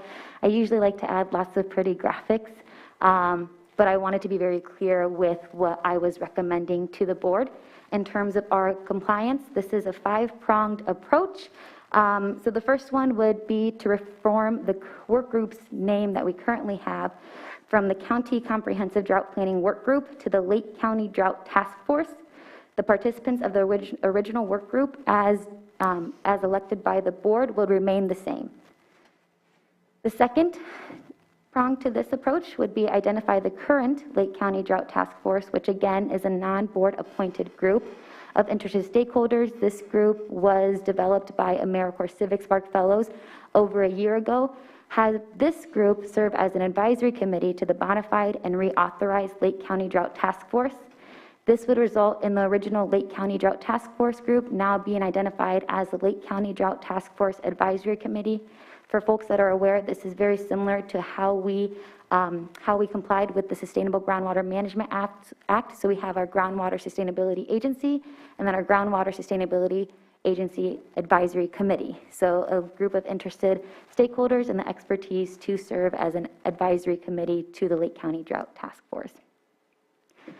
The third prong would be invite representatives from tribal, agriculture, cannabis, recreation, business, education, private well owners, environmental groups, and private water purveyors to participate in the Lake County Drought Task Force Advisory Committee. We have a few of these uses and users represented, but we are missing a few, and I know I have been in conversations with a few folks, especially from ag and cannabis, who are interested in serving in this advisory capacity if this is the route that the county decides to go on. And then the fourth one would be receive recommendation from the Lake County Drought Task Force on a reoccurring basis, Lake County Drought Task Force Advisory Committee on a reoccurring basis to ensure compliance with SB 552 is being met and that the development of the drought planning and practices are developed and implemented in good faith effort. And the fifth one, the Lake County Drought Task Force in compliance with SB 552 facilitate drought and water shortage preparedness for state small water systems and domestic wells within the county's jurisdiction and develop a plan that includes potential drought and water shortage risk and proposed interim and long-term solutions.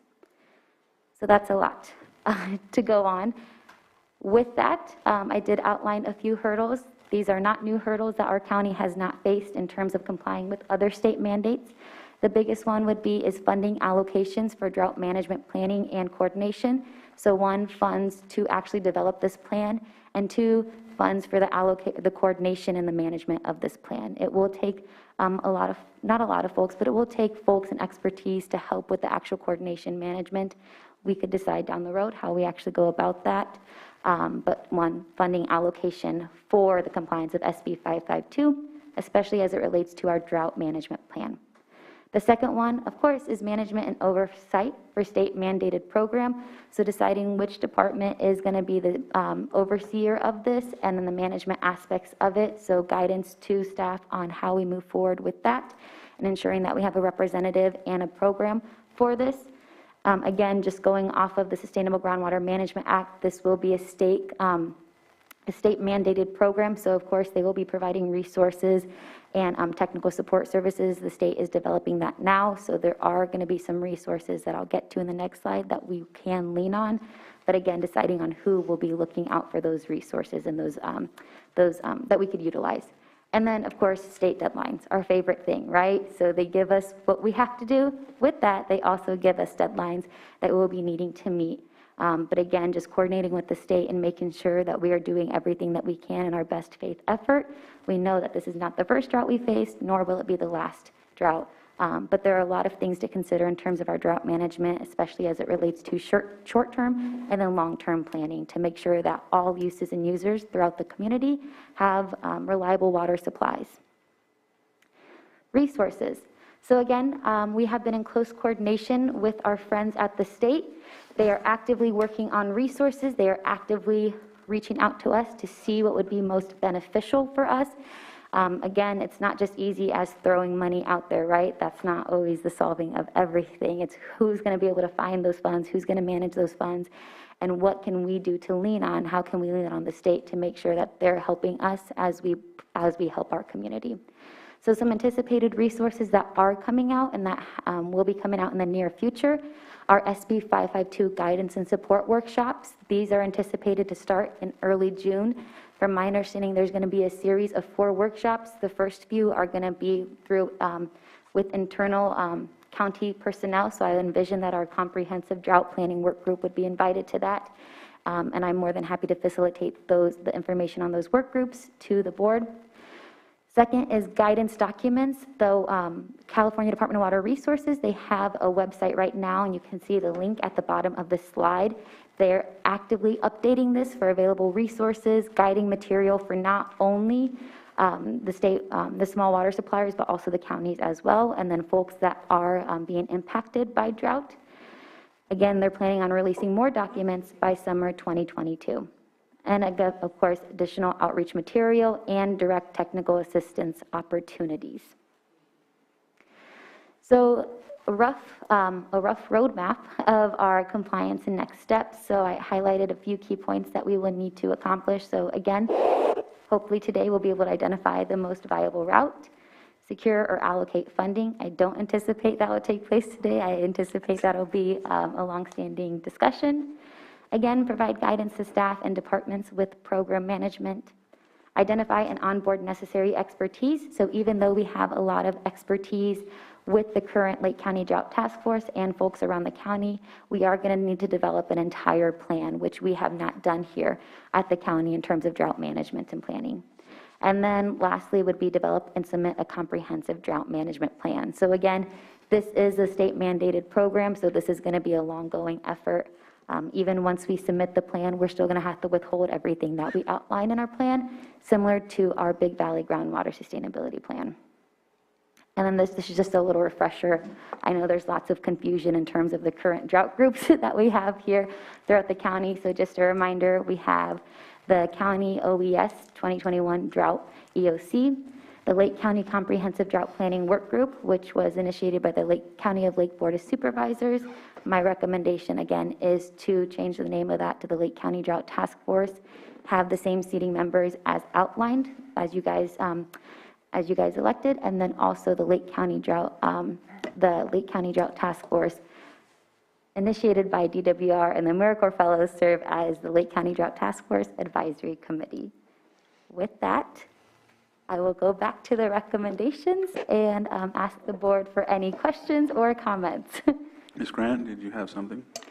Just in regard to Brown Act compliance, if I might just inquire or ask your board to inquire as to some clarification. The recommendation is to reform the work group's name to the Lake County Drought Task Force. The participants of the original work group will remain the same. So I'm assuming that means that the board would take action, if it agrees with that, to rename the group, reappoint those individuals, clarify that it would be Brown Act compliant, and move forward.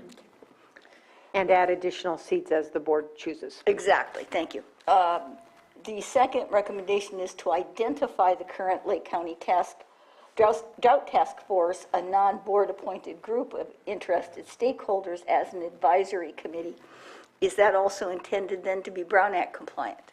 Yes, so Ms. Grant, similar to the advisory, sorry, I feel like I can't look at you and speak into the mic. So with that, I would envision that it would follow very similar to our Groundwater Sustainability Plan Advisory Committee, which we did have a charter document, and we did bring to the board the approval of those seating documents. So with that, we have seats, we have names of who is representing a use or user, and then we cannot nominate someone to fill those seats unless we bring it back to the board. And we do follow Brown Act compliance with that. All right, so then it would be, the board would be creating essentially, or reconfirming in at least one instance, two separate Brown Act compliant groups. Right, and for the first group, I presume the board would want board staff to advertise in the normal manner you do for any seats you create for that, I assume. I would hope. Yes. If we create new seats. Yes, to create the new seats. Beyond the original group just is department heads and 2 members of your board? Yes. So if you're creating additional seats, yes, we would recruit for them. Yeah. Thank you, Mr. Chair. All right. Any questions? Supervisor Sabatier? Thank you very much.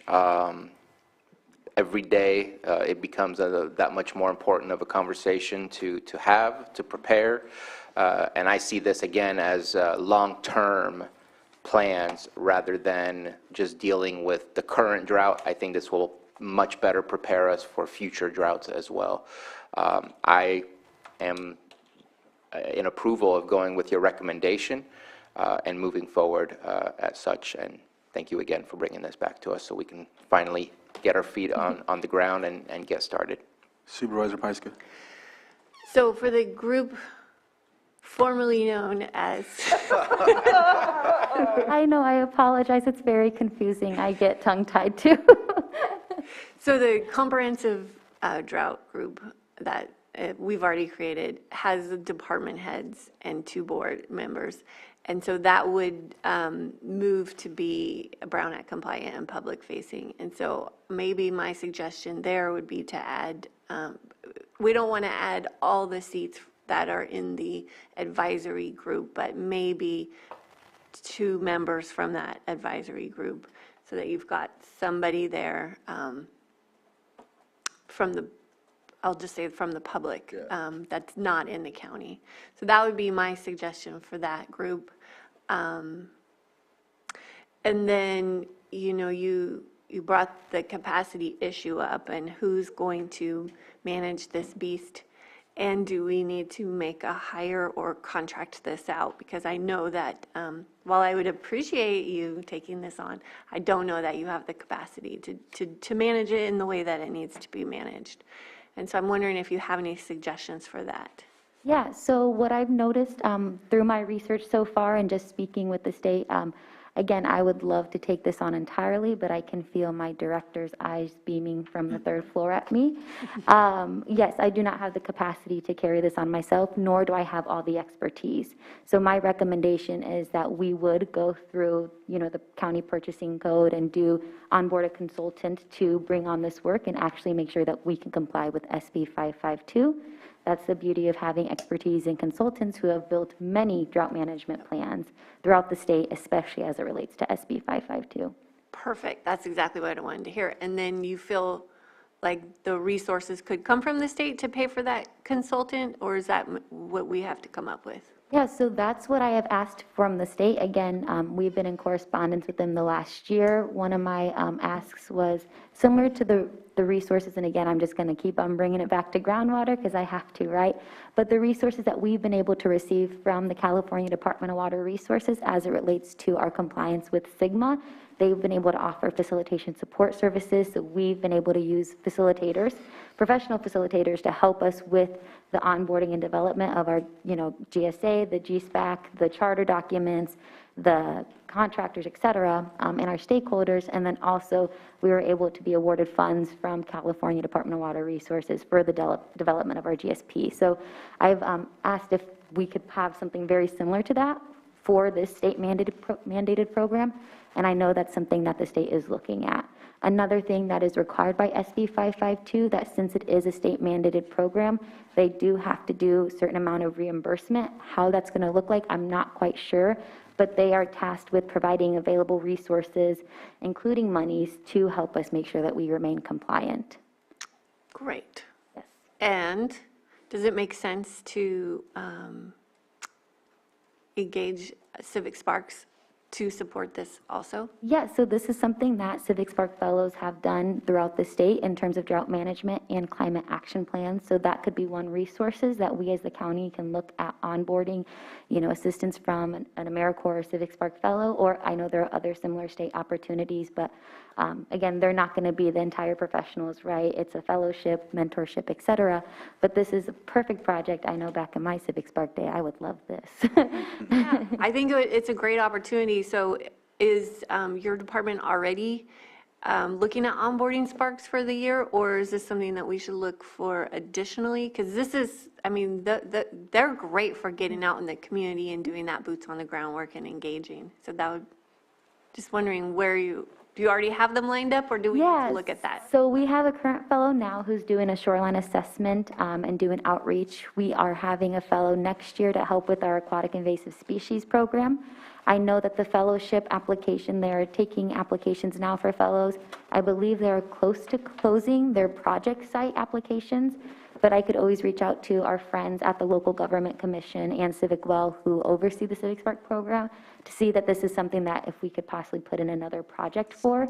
Again, they're always looking for opportunities of this nature. That whole program's perspective is to fill in capacity, and this is definitely something that we need help building capacity with. Yep, excellent. CEO Hutchinson, I think you had your hand up earlier. Well, my question was about funding, how a consultant would be paid for, so thank you for asking the standard CAO question, how are we going to pay for it? And I'm comfortable with finding some other funding and not Got a little nervous there. That's my job. Even in these final hours, that is my job. Thank you. So I will open it up to the public. And before you do that, I just agree, the two from the advisory going on to the main and flying for applications for obviously, no, because we already have those people for the advisory board. I needed that, thank you. For the advisory, the current Lake County, go ahead. Okay, the current Lake County Drought Task Force, the advisory group, again, that's just a group of stakeholders. So right now we have water purveyors, but there are some folks missing representing different uses. I know, for example, cannabis, business, just to name a few off the top of my noggin, parks, et cetera, schools. So there are some additional efforts that we would need to make to reach out to those different uses and users to see if they'd be interested, and cross our fingers that they would be interested to sit on that advisory committee. Okay, and once we have at least reached a certain level, maybe not all those seats, it depends on if who raises their hands, then at that point, they would choose two people to join us over okay. Yeah, Perfect. and then But I agree with that, I think that's good.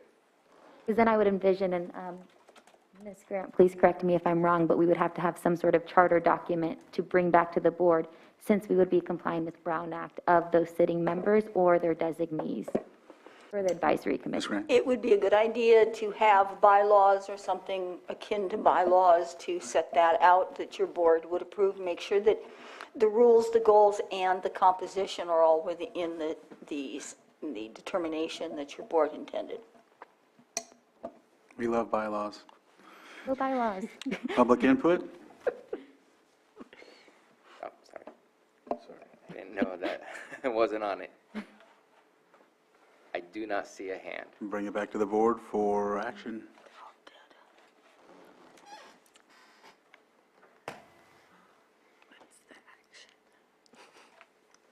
Where are we at here? So let me give this a shot. Can I try and do all of this in one, or is that just not a possibility? No. Okay, here we go. First step then. I move to reform the work group's name from County Comprehensive Drought Planning Work Group to the Lake County Drought Task Force, a Brown Act compliant board. And the participants of the original work group at this moment in time until further notice will remain the same. Second.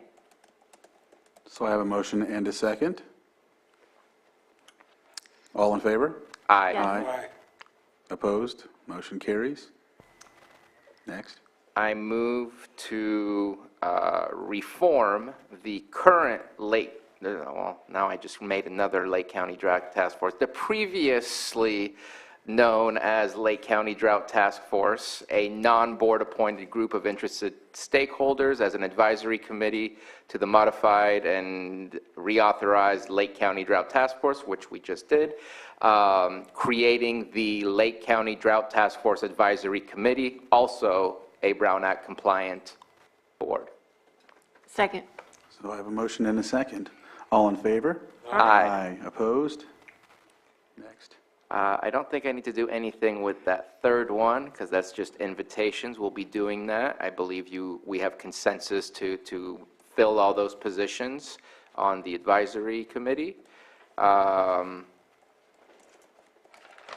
Receiving recommendations from the advisory committee. We've already had the discussion and stated what the purpose of that committee would be. I don't think we need to do anything.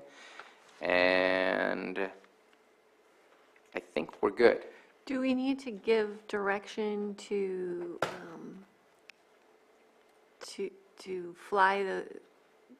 to advertise the positions and write the bylaws for that group now?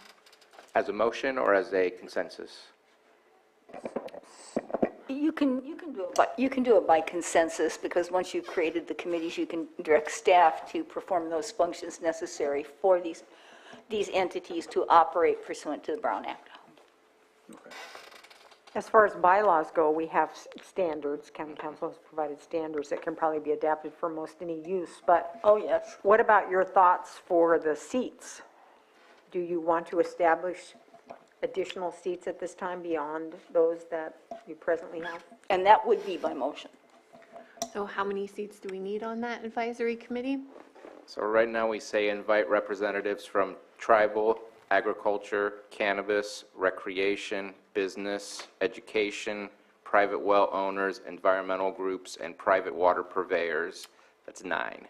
So one of each, and then you have how many existing? How many are on there? So it's whoever wants to come on and hang out on an hour Zoom call. So at the start of it, we had quite a few people, I'd say roughly 20-ish. It's kind of died down a little bit in the last few months. So what I would like to do is I would like to get a head count of folks who, again, we were kind of in limbo waiting for guidance from the board of next steps with this group. I would like to bring back a head count of who's actually on the committee or advisory committee, and who are we missing? And I'm more than happy to do that. Okay. Well, I think we set the number of seats. Yeah. And then just remind everybody that comes to the meeting, you can still come to the meeting as a public member. But I think we just should pick that today so that we can keep moving. So 9? I think 9 with the categories as described gives us a good cross-section of the community we want to hear from and have participating in this. So moved. Yeah, I agree. Second. So I have a motion and a second. All in favor? Aye. Opposed? Motion carries. Is there any other thing to address on this item? So I just want to clarify, does Marina need to come back to your board, or you've just established the seats in that motion? In the 9 that, okay, so you established, so the department head seats plus 9 more, right? Nope. You're getting your committees mixed up. Okay. I'm confused too, Carol. So the reason I'm asking is because our office needs to know what we're doing here so we can support the recruitment and all that stuff. This is for the advisory committee, which has no, This is not the 5. no county seats, but is going to be put together by Water Resources for Okay. now. And the 552 committee, the Senate bill, the one that's meeting that? That is staying the way it is with department heads and 2 board members. Okay. And then once the advisory committee is established, then we will expand that by 2 seats from the advisory committee. Okay. Okay. But the new drought work group is now a standing committee, so it's more than just a work group. The advisory committee is a standing committee. Yes. Both are standing. Both are standing Okay, committees. perfect. Okay. Thank you. So Marina, will you follow up with staff in the administrative office, Kim, probably, Glad you- to make sure she's Oh, Matt. got it correctly? Perfect, yes. Thank you. And I believe that the only thing that, that we would be getting back is the approval of the members who have applied so that we can go ahead and appoint them to the advisory committee. Is that As well as the bylaws. Bylaws. Normally, The charter your and the- board approves all bylaws. perfect? Great. All right, with that, I think we are finished, and thank you, Marina, for this presentation. Yes, thank you, board, and I know that was confusing, so I appreciate you all. It's all good. What about your chart? Yeah. A big chart. And so was looking towards CAO Hutchinson for the next discussion, which she asked about 5.2. I wanted to suggest to you, if it's agreeable to you, that we could postpone that item. I believe Supervisor Sabatier had some suggested revisions, and Carolyn Purdy was working on this policy. I could have her meet with him and then bring this back next week, if you want to forego that today, Sounds good. Yep. Yeah. just because it's getting late. Is that okay with you, Supervisor? Yes, I'm perfectly fine with that. 7.3? We did not do 7.3 yet. That's where I was and going they have next. not done calendars. But, Mr. Chair, if I could just check in with you so I can have the evaluations ready to go when you get there. Should I tell, the first one coming is going to be the Public Services Director. Shall I tell him to be here at 4:30 or before 4:30? I say 4:15. Remember that Sam's got to exit the room. Oh, yeah, 4:30 then, sorry. 4:30? I was wishful Okay. thinking. And then should I tell the librarian to be here at 4:45? Yes, that works. Okay, with that, I will move to 7.3, consideration of the following advisory board appointments: Maternal, Child, and Adolescent Health, and Lower Lake Water Works District. And so with that, I'll give this,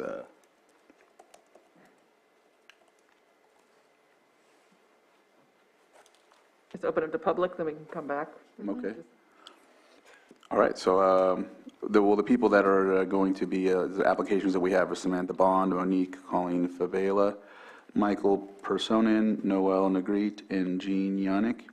And so, yeah, I'll open it up to the public for any comment. Do you see any online? Nope. Not seeing any, I'll bring it back to the board for action.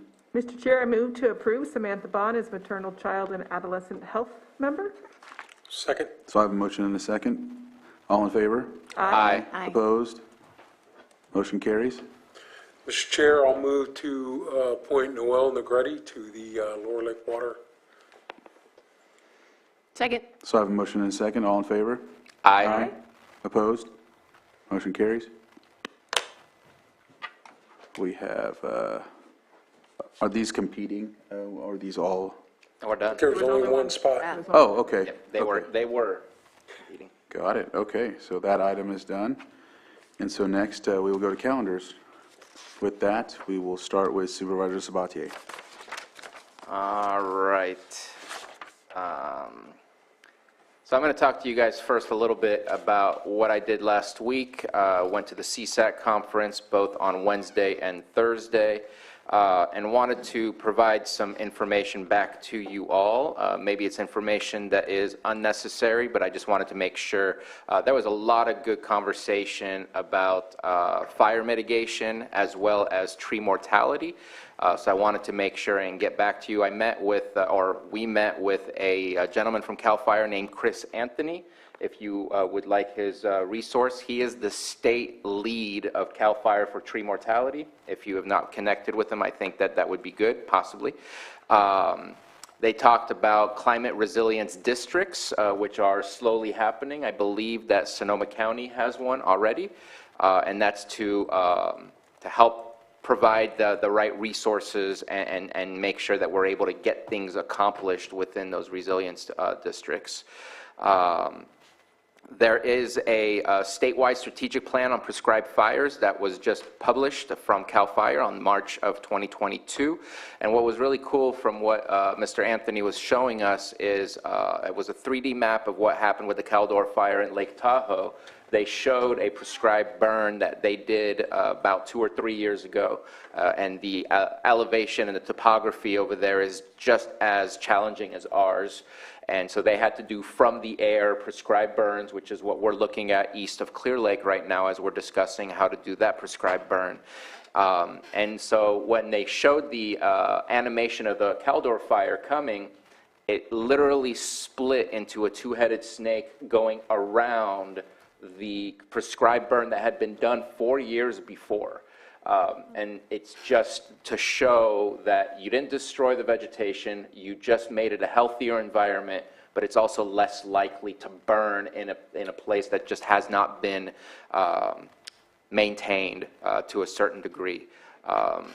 We also had UC Cooperative, Lenya Quinn Davidson, who is taking the lead at the state level for prescribed burn associations, teaching local communities how to create their own prescribed burn associations, just making them go through the process of learning how to do that. Again, not sure if those are conversations We that have already a Lake happened. County Burn Association. We do. Yeah. We were on the map when she showed us the map. But just wanted to give you those names just in case that those could be useful names to get more resources or more ideas on how it is that we can continue the work that's already begun here to be more resilient with fires. One of the issues when it comes to prescribed burns is the liability when it comes to private property owners. I think that I'm going to start looking a little deeper into SB 926. It's a bill from Senator Dodd to create a liability insurance to cover your prescribed burns. Right now, we're really leaning a lot on nonprofits, NGOs, things like that, and CAL FIRE to help us make some of these things happen, because a lot of property owners are very nervous about starting a fire and not being able to control it, and insurance typically no longer covers those things. With this bill, it would provide us that liability insurance from the state to be able to do these types of things.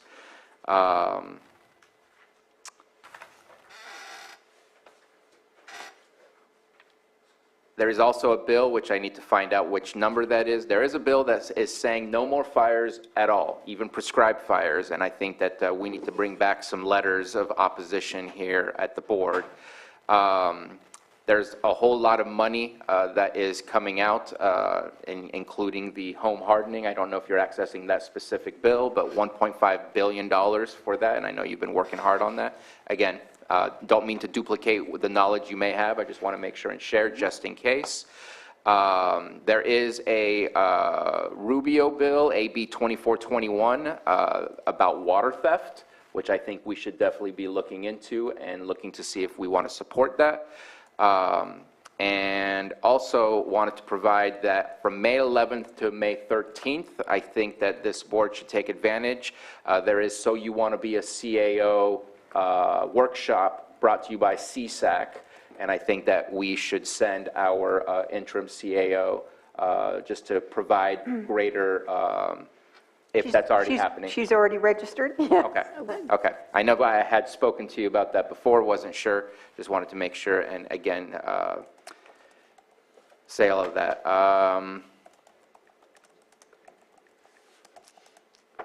Some of this, I'm just not making any sense of it. But I will be going back also to Sacramento. I believe it's either May 1st or May 2nd, but there is a lost officer, that's not the right, fallen officer celebration happening at Sacramento. I know we do that here as well. And I was invited there by Board of Supervisor Corona over in Colusa, whose daughter recently was killed at UC Davis and in an unfortunate incident when she was, I think, only less than a month off of her training, which is really a sad situation.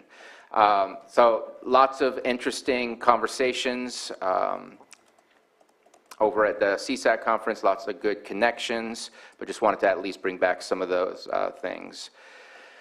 Let's see what else is going on.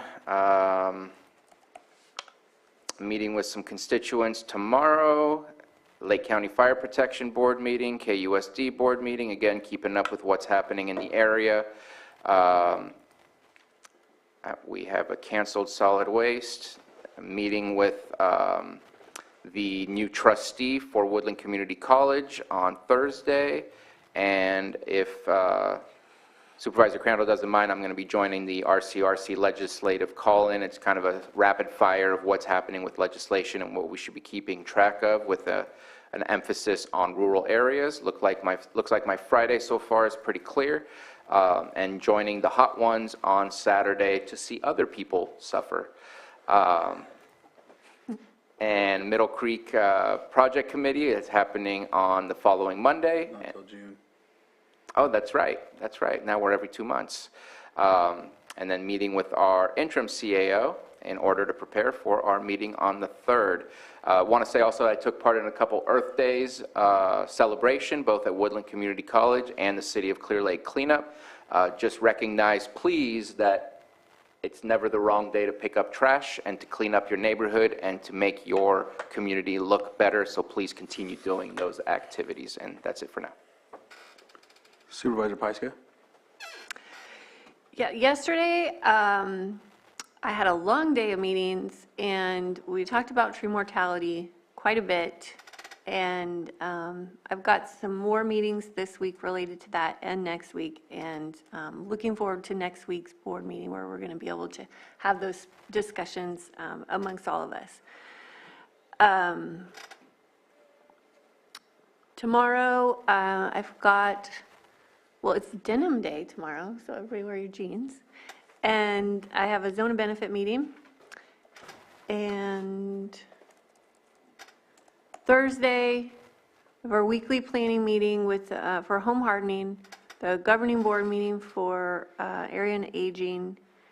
And I think we have another meeting with Tammy from NCO at 3:30. I think she sent me an email about that yesterday. I have to follow up with that. Friday, I have a meeting with a constituent in the Rivieras. Then I've got a meeting with Director Marketan. And then in the afternoon, I have a meeting with supervisors from Napa and Mendocino about tree mortality. See if we can have a regional approach, since what we're experiencing is in our 3 counties. Then in the evening, I will be at the Middletown Middle School Seussification of Romeo and Juliet.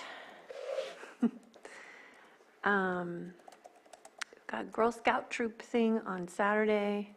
Sunday, Fiddler's Jam at Eli. I'm not sure if I'll make it or not. Monday, I'm doing another flyover. This time with Rita Durgan from Cecilia Aguilar-Curry's office, and Trevor Mockel is coming from Senator McGuire's office, as well as Diane Dillon, supervisor from Napa. And I think that's it. And this is just to take another look. It's been December was the last time we did our flyover, and it looks to me like the issue has doubled. So we're going to get that documented. And then carrying into next week, there's a lot that's going to happen with that. That's my Monday. All right. Supervisor Simon? So board meeting, finishing it up today. Tomorrow I have a meeting with PG&E tomorrow down in South County. Talk about a few different issues, but I'm excited about that meeting with Melinda.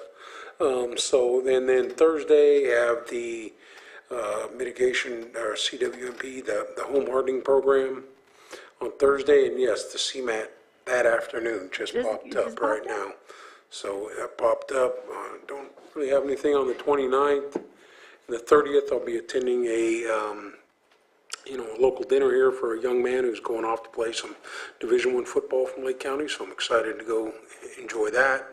And then Sunday, hopefully I'll get some golf in on that day for a tribute to the passing of my father. So I'll be doing that on Sunday. And then Monday, I'm going to reach out to Susan and just double check. I know we usually had a meeting with the CAO, so I don't have anything scheduled yet, and I'll reach out to Susan to continue that conversation as we're moving forward.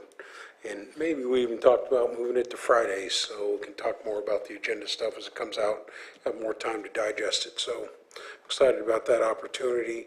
Last week had the Disaster Council meeting on Thursday here in this office. We did move it back to in person. So that was a good meeting, the first one to have. That's a quarterly meeting that we do here with Sheriff's Department and a bunch of other folks. So that was a good one. So other than that, that's what I have today. Vice Chair Scott?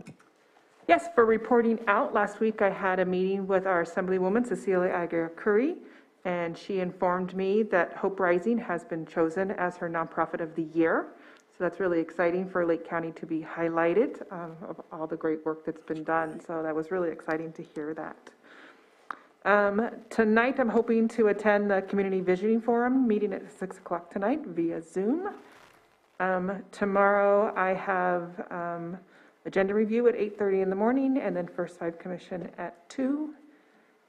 On Thursday, I'm actually having some trees taken down from my house, but I'm hoping to attend. I have a Hope Rising meeting at 9 o'clock on Zoom, and then Lake County Edible Food Task Force at 10 o'clock.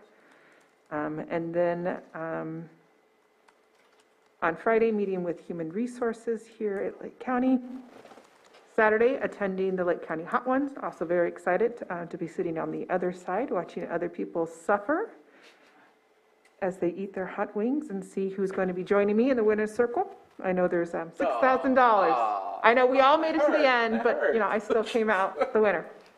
$6,000 will be given to the nonprofit of the winner chosen. There's been some pretty cute videos posted. Sawshop posted a video of their person getting ready. I don't know what the running has to do with the Hot Ones Challenge, but it was really quite cute to watch. And then on May 1st, we will be having a parade in the Del Lago area celebrating Doc's 100th birthday. And we'll have a proclamation here for him next Tuesday. So that's really exciting. If you don't have anything else to do, come out at 2 o'clock in the Del Lago area and wish Doc a happy birthday. He's a Purple Heart recipient and just a beloved member of our Lakeport community here. And then Monday, getting ready for our Tuesday meeting. Thank you, Vice Chair Scott. So I'll report out about last week at the Law Library Board of Trustees. We passed the final editing of a pamphlet that's going to be a resource pamphlet. I'm actually going to see if I can try to post it online as well, so people can see how well it's been put together and that they have their resources as to who they can go to in the time of legal help or whatever the case may be, because there's a lot of resources included in there that I think a lot of folks ask online, and this will provide that. So with that, today, Community Visioning Forum tonight at 6 p.m. I'm going to Sacramento for RCRC in the morning, but before that meeting at 9 a.m. tomorrow, I'll be doing agenda review. Then coming back here. Everybody else said 8:30.